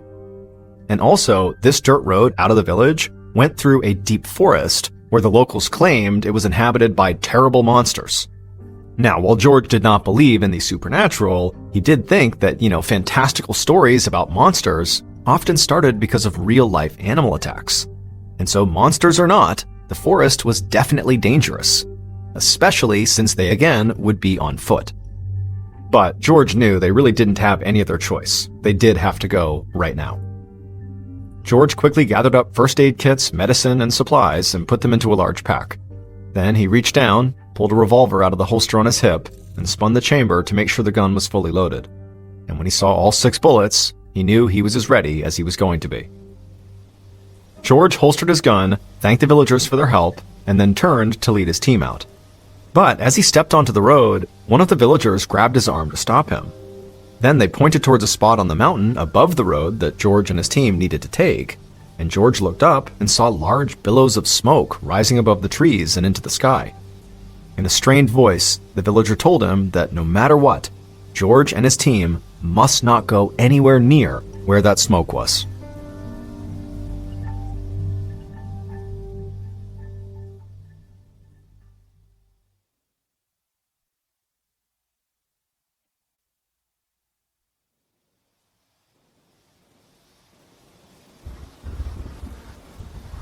The storm continued to move in as George and his team began their journey. The men were getting wet and muddy, and the thunder was so loud it made their bodies feel like they were vibrating. But the rain really was not their biggest problem. Because by the time they had gotten maybe a mile or so from the village, a thick fog had rolled in and covered the entire road. And then suddenly, it was like the fog got so intense that George couldn't even see his team anymore.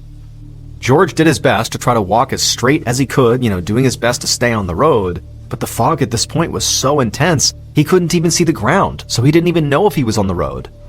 And then in the back of his head, he couldn't help but have this fear that because he didn't know where he was going and couldn't see his team, that he would unwittingly walk over to the place where that smoke was coming from. But he reassured himself that that couldn't possibly happen because the smoke looked really far away when they had set out, and this fog had only really rolled in for the last couple of minutes, so there's no way he could have gone all the way over there. But as George stumbled along, bumping into trees and feeling totally disoriented, the fog only seemed to grow thicker.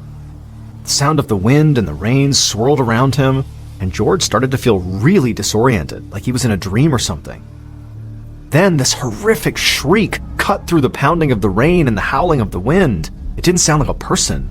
It sounded like a wild animal, although George had no idea what kind it was. But George didn't need to know what this animal was to know it was a threat, and he needed to get away from it fast. So he turned and just began hustling in the direction away from the sound. But again, he could barely see. He was bumping into trees, he was stumbling on rocks. At this point, he knew he was well off the dirt road, but had no way of getting back to it. He didn't know where his team was, he called out to them, but didn't hear back. I mean, he's totally panicking at this point. And after a few minutes of trekking away from that shrieking sound, suddenly something huge and dark loomed up in front of George. For a second, he flinched, like somehow that shrieking animal had paced around him and now was stopping his way. But then he realized what he was seeing was actually this huge boulder. Frantically, he began climbing the boulder, thinking if he got to higher ground, he'd be safe from whatever was shrieking behind him. And as George climbed, he heard a voice call out to him. It was a member of his team. It was an entomologist. And amazingly, he was right behind George, standing at the base of the boulder. George just hadn't seen or heard him. The entomologist also seemed panicked and began climbing as well, and while he did, he shouted to George that he just heard movement coming from the plants. And so whatever animal was out here that this entomologist had also heard was clearly close by. George and the entomologist made it to the top of the boulder. They stood there, shivering and muddy, still surrounded by fog. George could feel his heart pounding, but he tried to hold his breath and not make a sound. The two men listened, trying desperately to hear any sign of this creature that had shrieked. But there was no more sound. It was silent. But seconds later, the men heard a new sound. It was like something was moving quickly through nearby bushes down below the boulder. George and the entomologist crouched down, trying desperately to see what was down there. And as they did, they saw the shadow run through the fog. On instinct, George put his hand on the grip of his gun, but he didn't draw, and now neither of the men moved a muscle. Then another noise came from the fog. George thought it sounded like grunts and teeth chattering. For a second, everything fell silent again. Then George heard heavy footsteps nearby. He started to shake with fear, but at the same time, he was desperate to see what was coming. So he leaned forward over the boulder as much as he could, trying to look down to see what this thing was. And suddenly, through the fog, he saw a pair of bright yellow eyes staring right back up at him. George tried to get back up, but it was like he was frozen. He just crouched there staring at the eyes in the fog. And slowly, he saw more pairs of yellow eyes appear in the fog. And he saw shadows of what looked like long tails whipping back and forth. Instantly, George thought of the monsters from the villagers' stories. But he told himself that's ridiculous. These were clearly just langur monkeys. He reminded himself that he was a doctor, a scientist. There had to be a rational explanation. These were just animals. They couldn't be monsters. But then one of these creatures moved forward and put its claw on the boulder and began to climb up. And at this point, George finally got a clear look at it. He saw this thing stood at least 5 feet tall, much bigger than any of the langur monkeys or any other monkeys that inhabited this forest. And instead of fur, it had gray skin. But most terrifying was its mouth, which was unnaturally large, stretching almost from ear to ear. And it was filled with these sharp teeth, the same color as its eyes. And as this creature slowly began to ascend the boulder, George felt a level of fear he had never experienced. Something primitive from deep down inside of him. A single terrifying thought blared in his mind. These creatures are not of the natural world. These creatures are godly. Now George screamed and drew his gun. He was too afraid to aim it at the creatures directly, so he pointed it up into the air and began shooting. The creatures let out a chorus of these horrible shrieks, the same shrieks they had heard earlier. Then he watched as the creatures turned, and their shadows and their yellow eyes disappeared back into the fog. George and the entomologist stayed huddled on top of that boulder, too terrified to move, for what felt like hours.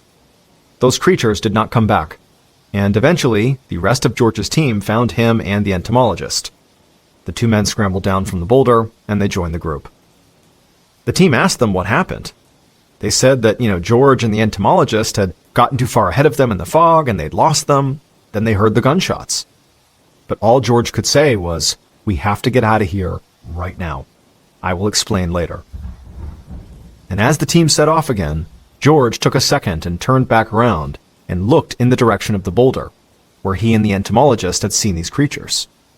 And now that he had a little more perspective and the fog had cleared just a little bit, he saw something that he hadn't seen before. That column of smoke that he had been warned not to go anywhere near was coming up right from behind the boulder. He and the entomologist accidentally fled to the exact spot they were told not to go.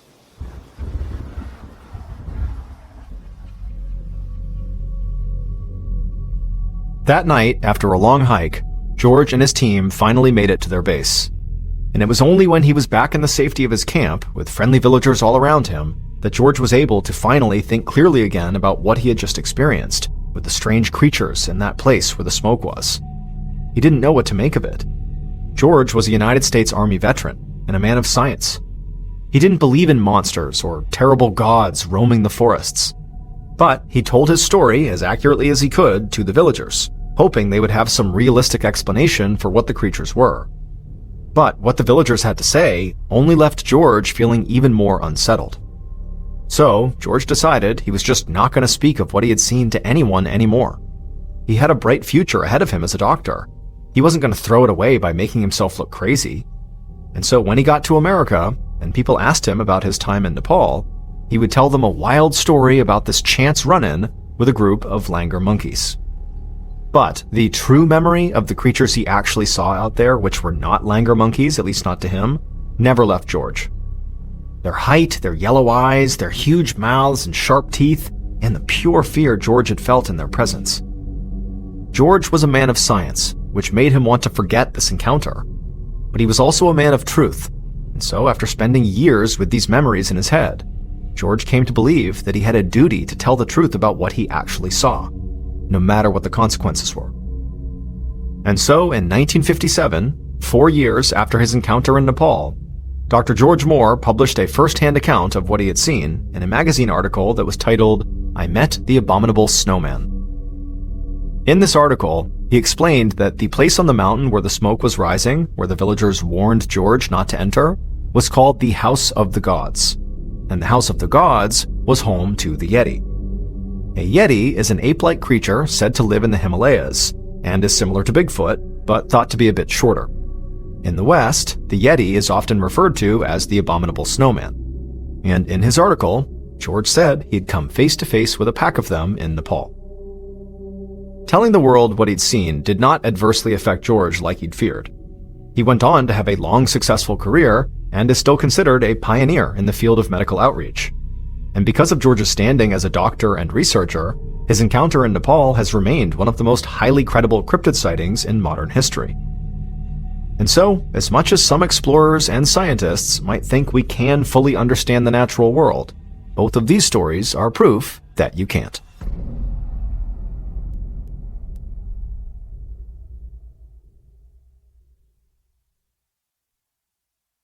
A quick note about our stories: they are all based on true events.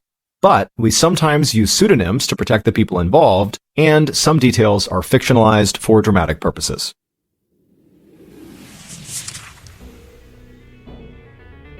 Thank you for listening to the MrBallen Podcast. If you enjoyed today's stories, and you're looking for more bone-chilling content, be sure to check out all of our studio's podcasts. This podcast, the MrBallen Podcast, and also Mr. Ballen's Medical Mysteries, Bedtime Stories, Wartime Stories, Run Fool, and Redacted. Just search for Ballen Studios wherever you get your podcasts to find all of these shows.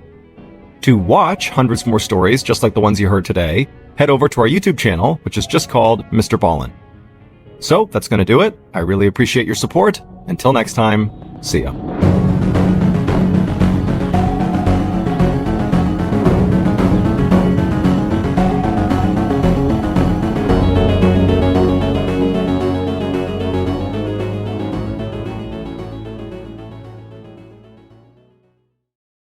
Today, I'm going to tell you 2 stories about how an idea that might seem brilliant in the moment can quickly turn out to be the worst thing ever. Today's episode is a very special extra episode. It's part of a new series I'm calling You Can't, If you're a fan of my YouTube channel, then you're very likely familiar with the series Places You Can't Go and People Who Went There Anyways. It's a very popular series on YouTube, and so we decided to bring some of those stories onto the podcast. But before we get into the stories, if you're a fan of the strange, dark, and mysterious delivered in story format, then you've come to the right podcast because that's all we do, and we upload twice a week, once on Monday and once on Thursday. And periodically, on random days of the week and at random times, we post episodes like this. So, if that's of interest to you, please change the settings on the follow button's computer mouse so it moves in the opposite direction of where you want it to go. Okay, let's get into today's stories.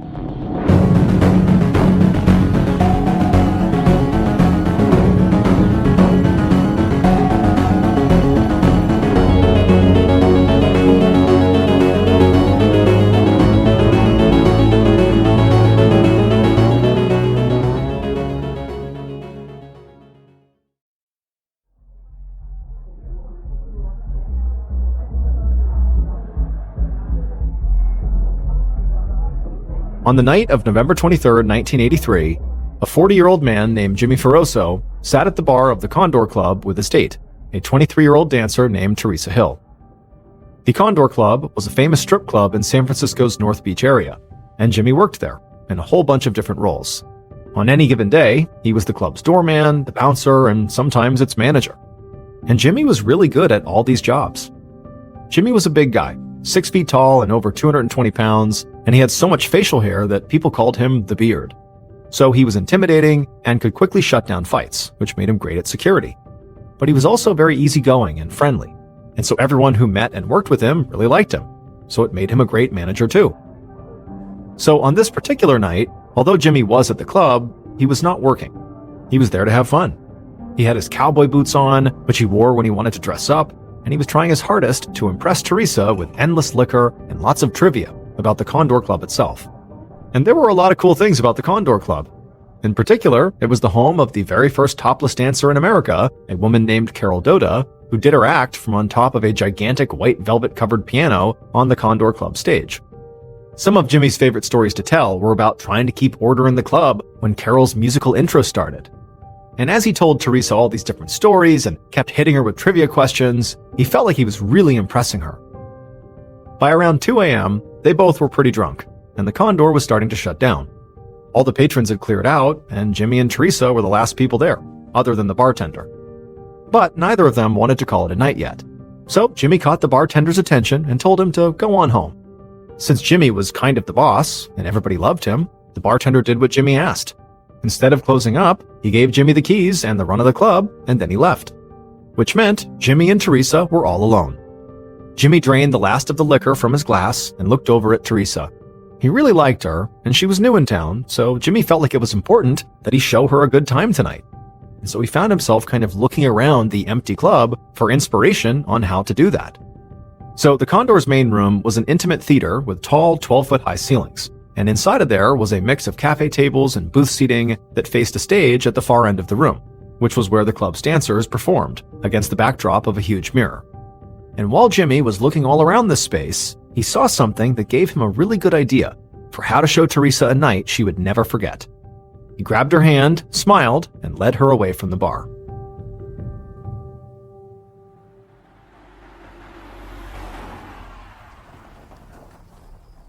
A little while later, at around 3 a.m., a man named Art Thanash arrived at the Condor Club. Art didn't work at the Condor Club. He worked at a shipyard in town, and he was actually on his way there now. He was only stopping by the Condor as a favor to the club's owner. The owner was out of town and had asked Art to handle the club's money while he was gone. So Art's plan was just to run this errand and then head to work right after. But when he tried to open the door of the club, he couldn't get in. And this didn't make sense because the arrangement was supposed to be that the bartender would still be inside, waiting for Art to turn over the money. So the door at this point should still be open. But as Art jiggled the knob and pounded on the door itself, he realized it must be locked from the inside. Art stood there for a second, trying to decide how urgent of a problem this was. The locked door could mean there was some kind of trouble, but he decided that more likely it was just a minor mistake.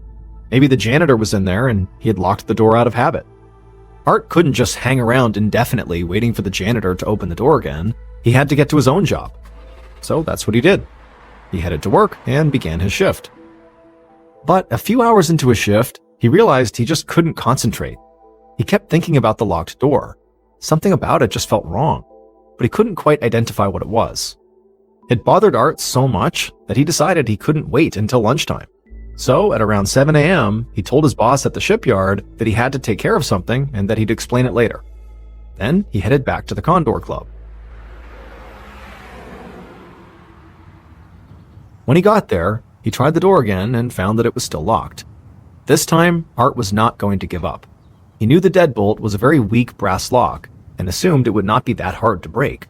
So he kicked the door as hard as he could, and it worked. The door popped open. The instant Art was inside, he knew his instincts had been right. Something was horribly wrong at this club. Because from somewhere inside the club, someone was screaming for help. Except when Art looked around, he couldn't see anyone or anything that could explain the screaming. The club appeared to be totally empty. And as Art began frantically looking around for the screaming person, he realized that the acoustics of the screaming didn't make sense. They seemed to be bouncing off the walls, and he couldn't follow them to their origin point.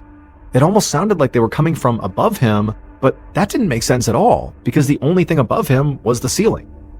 Art looked up anyway, and the second he did, he gasped, because what he was looking at up there was inconceivable. But as he blinked and it didn't go away, he realized that what he was seeing was really happening. Art sprang into action. This was horrific, but he thought maybe it was still fixable. So he ran over to a panel on the far wall of the club and he flipped a switch, but nothing happened. He flipped it again and again, hoping to hear something start moving around, but no, nothing happened. And that's when he realized the switch must be broken.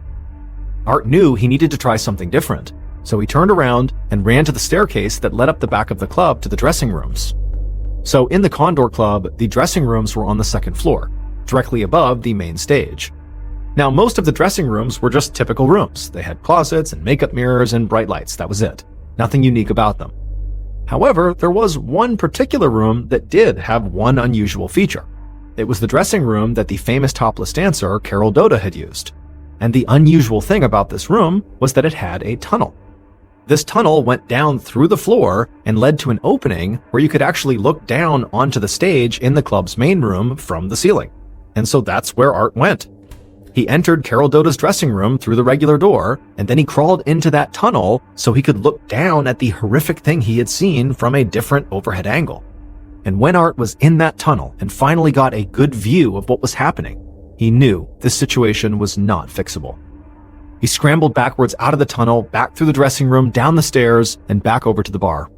He picked up the phone and called the police.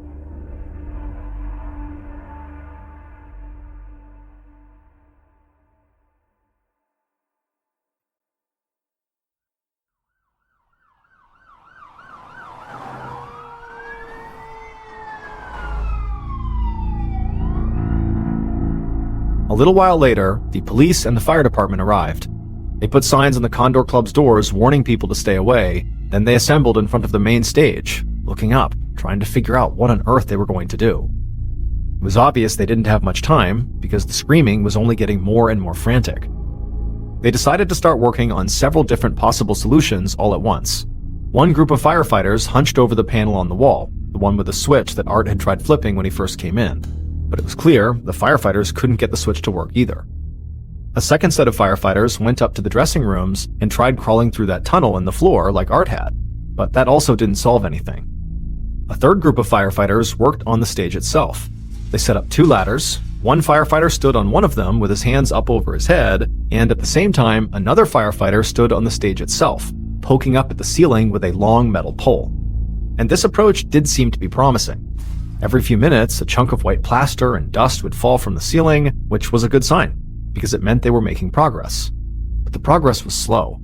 As they worked, the screaming stopped and became whimpering, then silence. Hours would pass by. But finally, one more clump of plaster dropped to the floor, and this loud whirring sound filled the air. And for the first time since they had arrived at the Condor Club, the firefighters and police officers stopped staring at the ceiling. Instead, they watched as something enormous descended toward the floor.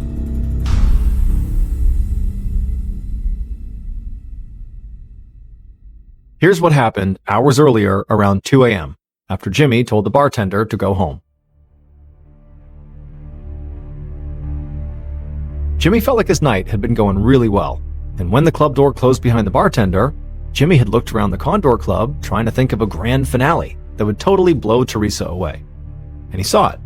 He grabbed her hand and he led her away from the bar and over to the stage. They climbed up onto the stage together and walked to the center, so they were standing at the gigantic white velvet-covered piano that the topless dancer Carol Doda had used in her act. Jimmy kissed Teresa and then leaned her backwards so that she was laying on top of that piano. His grand finale idea was to be intimate with her on top of this famous piano. And Teresa was into it. They were both very drunk and making out and having a generally excellent time. But remember, Jimmy was wearing his cowboy boots because he was trying to look his best for Teresa. And the thing about cowboy boots is that the toe portion is pointed and extends far enough beyond your actual toes that if you were to, say, hit something small with the toe of your boot, you might not actually feel it. And this was very likely what happened to Jimmy, because Carol Doda's piano did not just sit stationary on the stage. The reason her dressing room had a tunnel in the floor that led down to the main stage was because of the special way that Carol liked to start her act.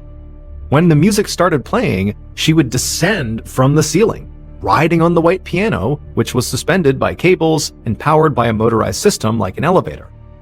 The piano would be lowered from the ceiling onto the stage at the beginning of Carol's act, and then it would be raised back up to the ceiling at the end, and she would go back through that tunnel into her changing room. The raising and lowering of the piano was all controlled by two little switches. The first one was the switch on the panel on the wall that both Art and the firefighters were trying to make work, but the second one was right beside the piano. And this second switch was the one that Jimmy must have accidentally hit with the pointed toe of his cowboy boot when he was making out with Teresa on top of the piano. And when he hit that switch, the piano began to rise.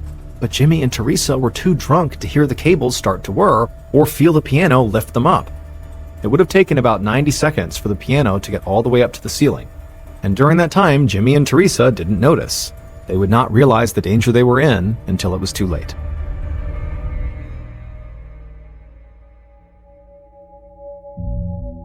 Fast forward several hours, the moment that firefighters managed to fix the switch mechanism that raised and lowered the piano. The piano's motor had burned out after Jimmy had flipped it on, which was why the switch on the wall didn't work when Art and the firefighters first tried it. But the firefighters chipped away at the ceiling and repaired the mechanism, and when they did, the piano began descending from the ceiling. And when it reached the stage, the firefighters and police officers just stared in shock. Because there, on top of the piano, lay Teresa and Jimmy. Teresa had been the one screaming. She was laying on her back on the piano with Jimmy on top of her. She was bruised and bleeding, but alive. Jimmy was not so lucky. His huge body had been crushed between the piano and the ceiling. This had very likely saved Teresa's life, but it killed Jimmy. Teresa was treated at the hospital and released the same day. When police spoke to Teresa, she would say that she had been so drunk she really couldn't remember anything.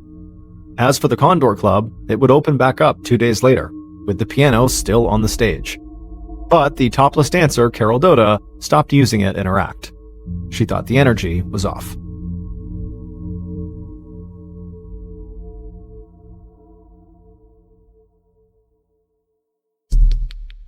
Our next story is called Famous.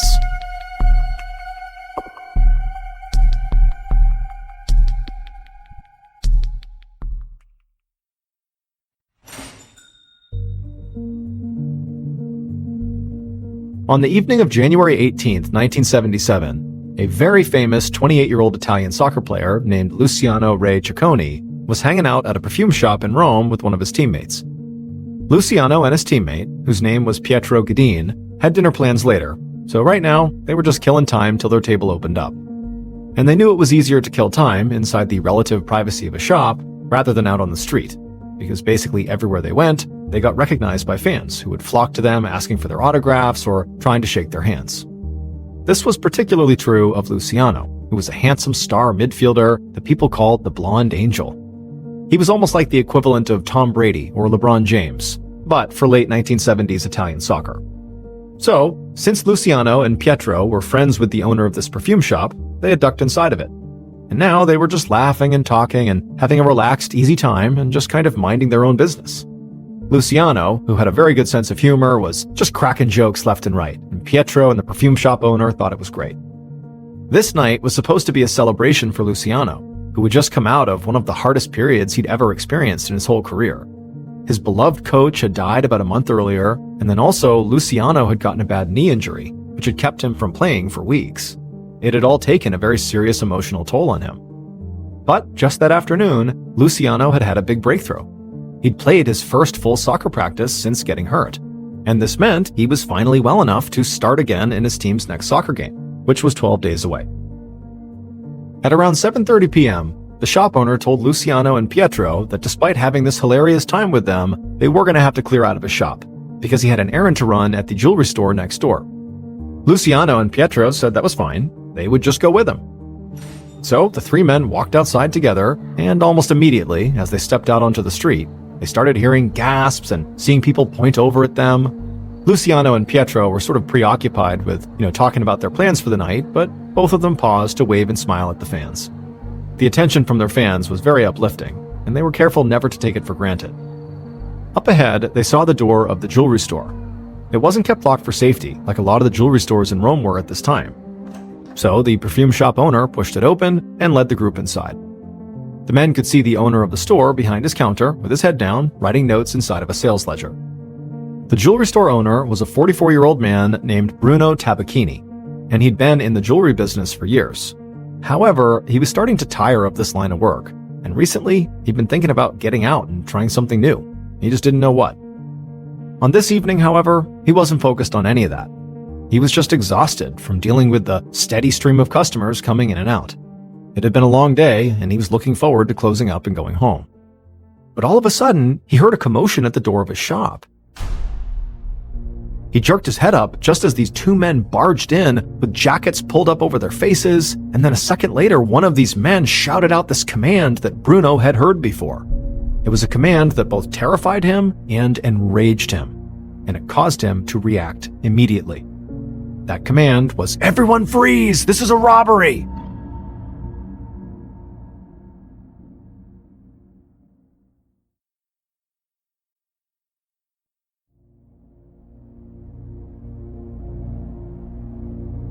Bruno had been robbed once before, 11 months earlier, and it was terrifying, and now he was reliving that trauma all over again. He could see one of the robbers had his right hand shoved into his pocket, and he was clearly holding something which looked like a gun. And so Bruno knew everybody in this store was now in terrible danger.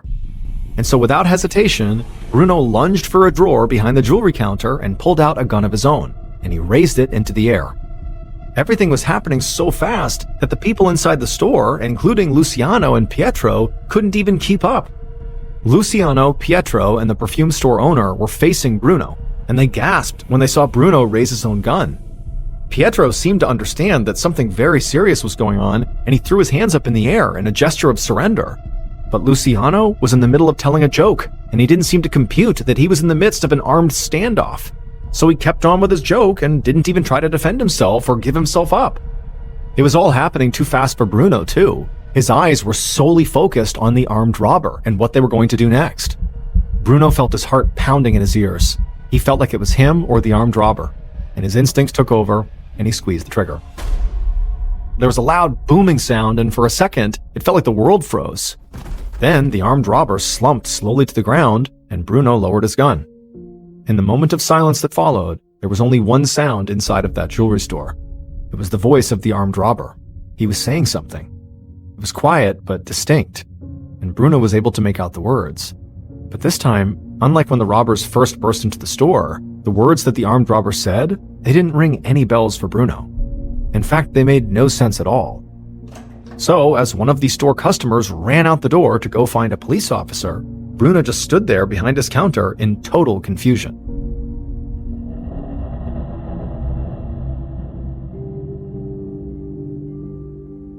So, one thing to keep in mind here is that in Rome in the late 1970s, violent crime was rising fast, and jewelry store robberies were becoming extremely common.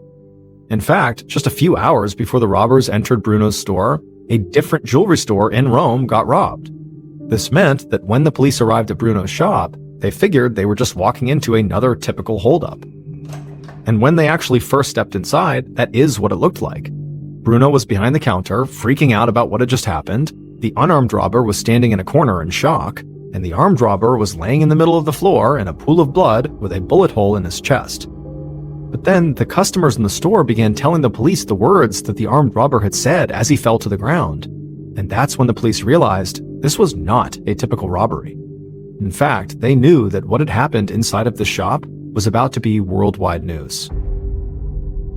After Bruno fired that single gunshot into the armed robber, the confusing words the armed robber then uttered were, "It was just a joke." The robbers were not actually robbers. It was Luciano and Pietro.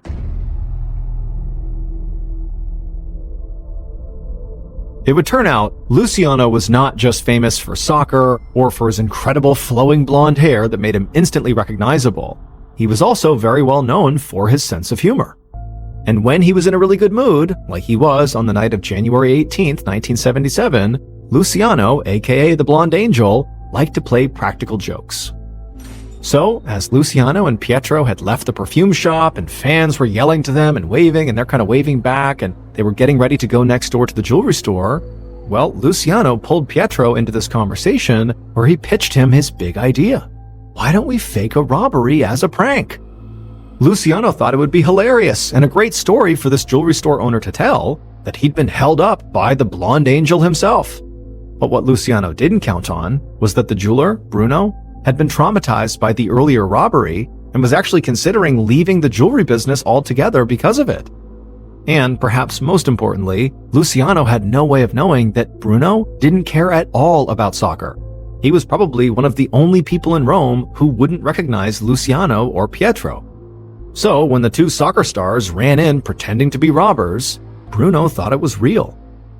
When Bruno pulled out his own gun, Pietro realized immediately that this joke had gone south, and he put his hands in the air to say, "Hey, it's a joke." The perfume shop owner was not involved in this prank at all in the first place, so he just stood there and did nothing. But Luciano, who was in this very playful and happy mood, was slow to recognize the real danger here. And so he pulled out his pretend gun from his pocket, which was actually just his hand with his thumb and forefinger extended, and he playfully aimed it at Bruno. And Bruno, who kind of had tunnel vision at this point, didn't see that he was actually unarmed. Instead, he thought this was real, he's about to get shot himself, and so he fired. Luciano would die in the hospital 30 minutes after being shot. The story of his prank robbery did become international news. Bruno was arrested, but the charges were ultimately dropped because a court decided he was acting genuinely in self-defense. The big soccer game, the one that Luciano was so excited to play in again, that was actually the whole entire reason he was out celebrating to begin with on the night he was killed, was held 12 days later, and instead of celebrating Luciano's heroic comeback, his fans held a moment of silence in his honor. And so, Luciano and Jimmy's stories are a stark reminder that even if you think your crazy idea is a good one, you can't risk it.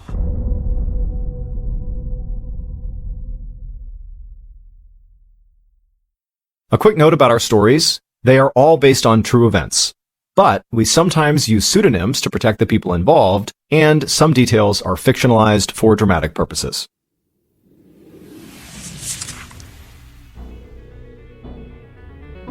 Thank you for listening to the MrBallen Podcast. If you enjoyed today's stories and you're looking for more bone-chilling content, be sure to check out all of our studio's podcasts. There's this one, of course, the MrBallen Podcast, and there's MrBallen's Medical Mysteries, Bedtime Stories, Wartime Stories, Run Fool, Redacted, and Late Nights with Nexpo. All you have to do is search for Ballen Studios wherever you get your podcasts.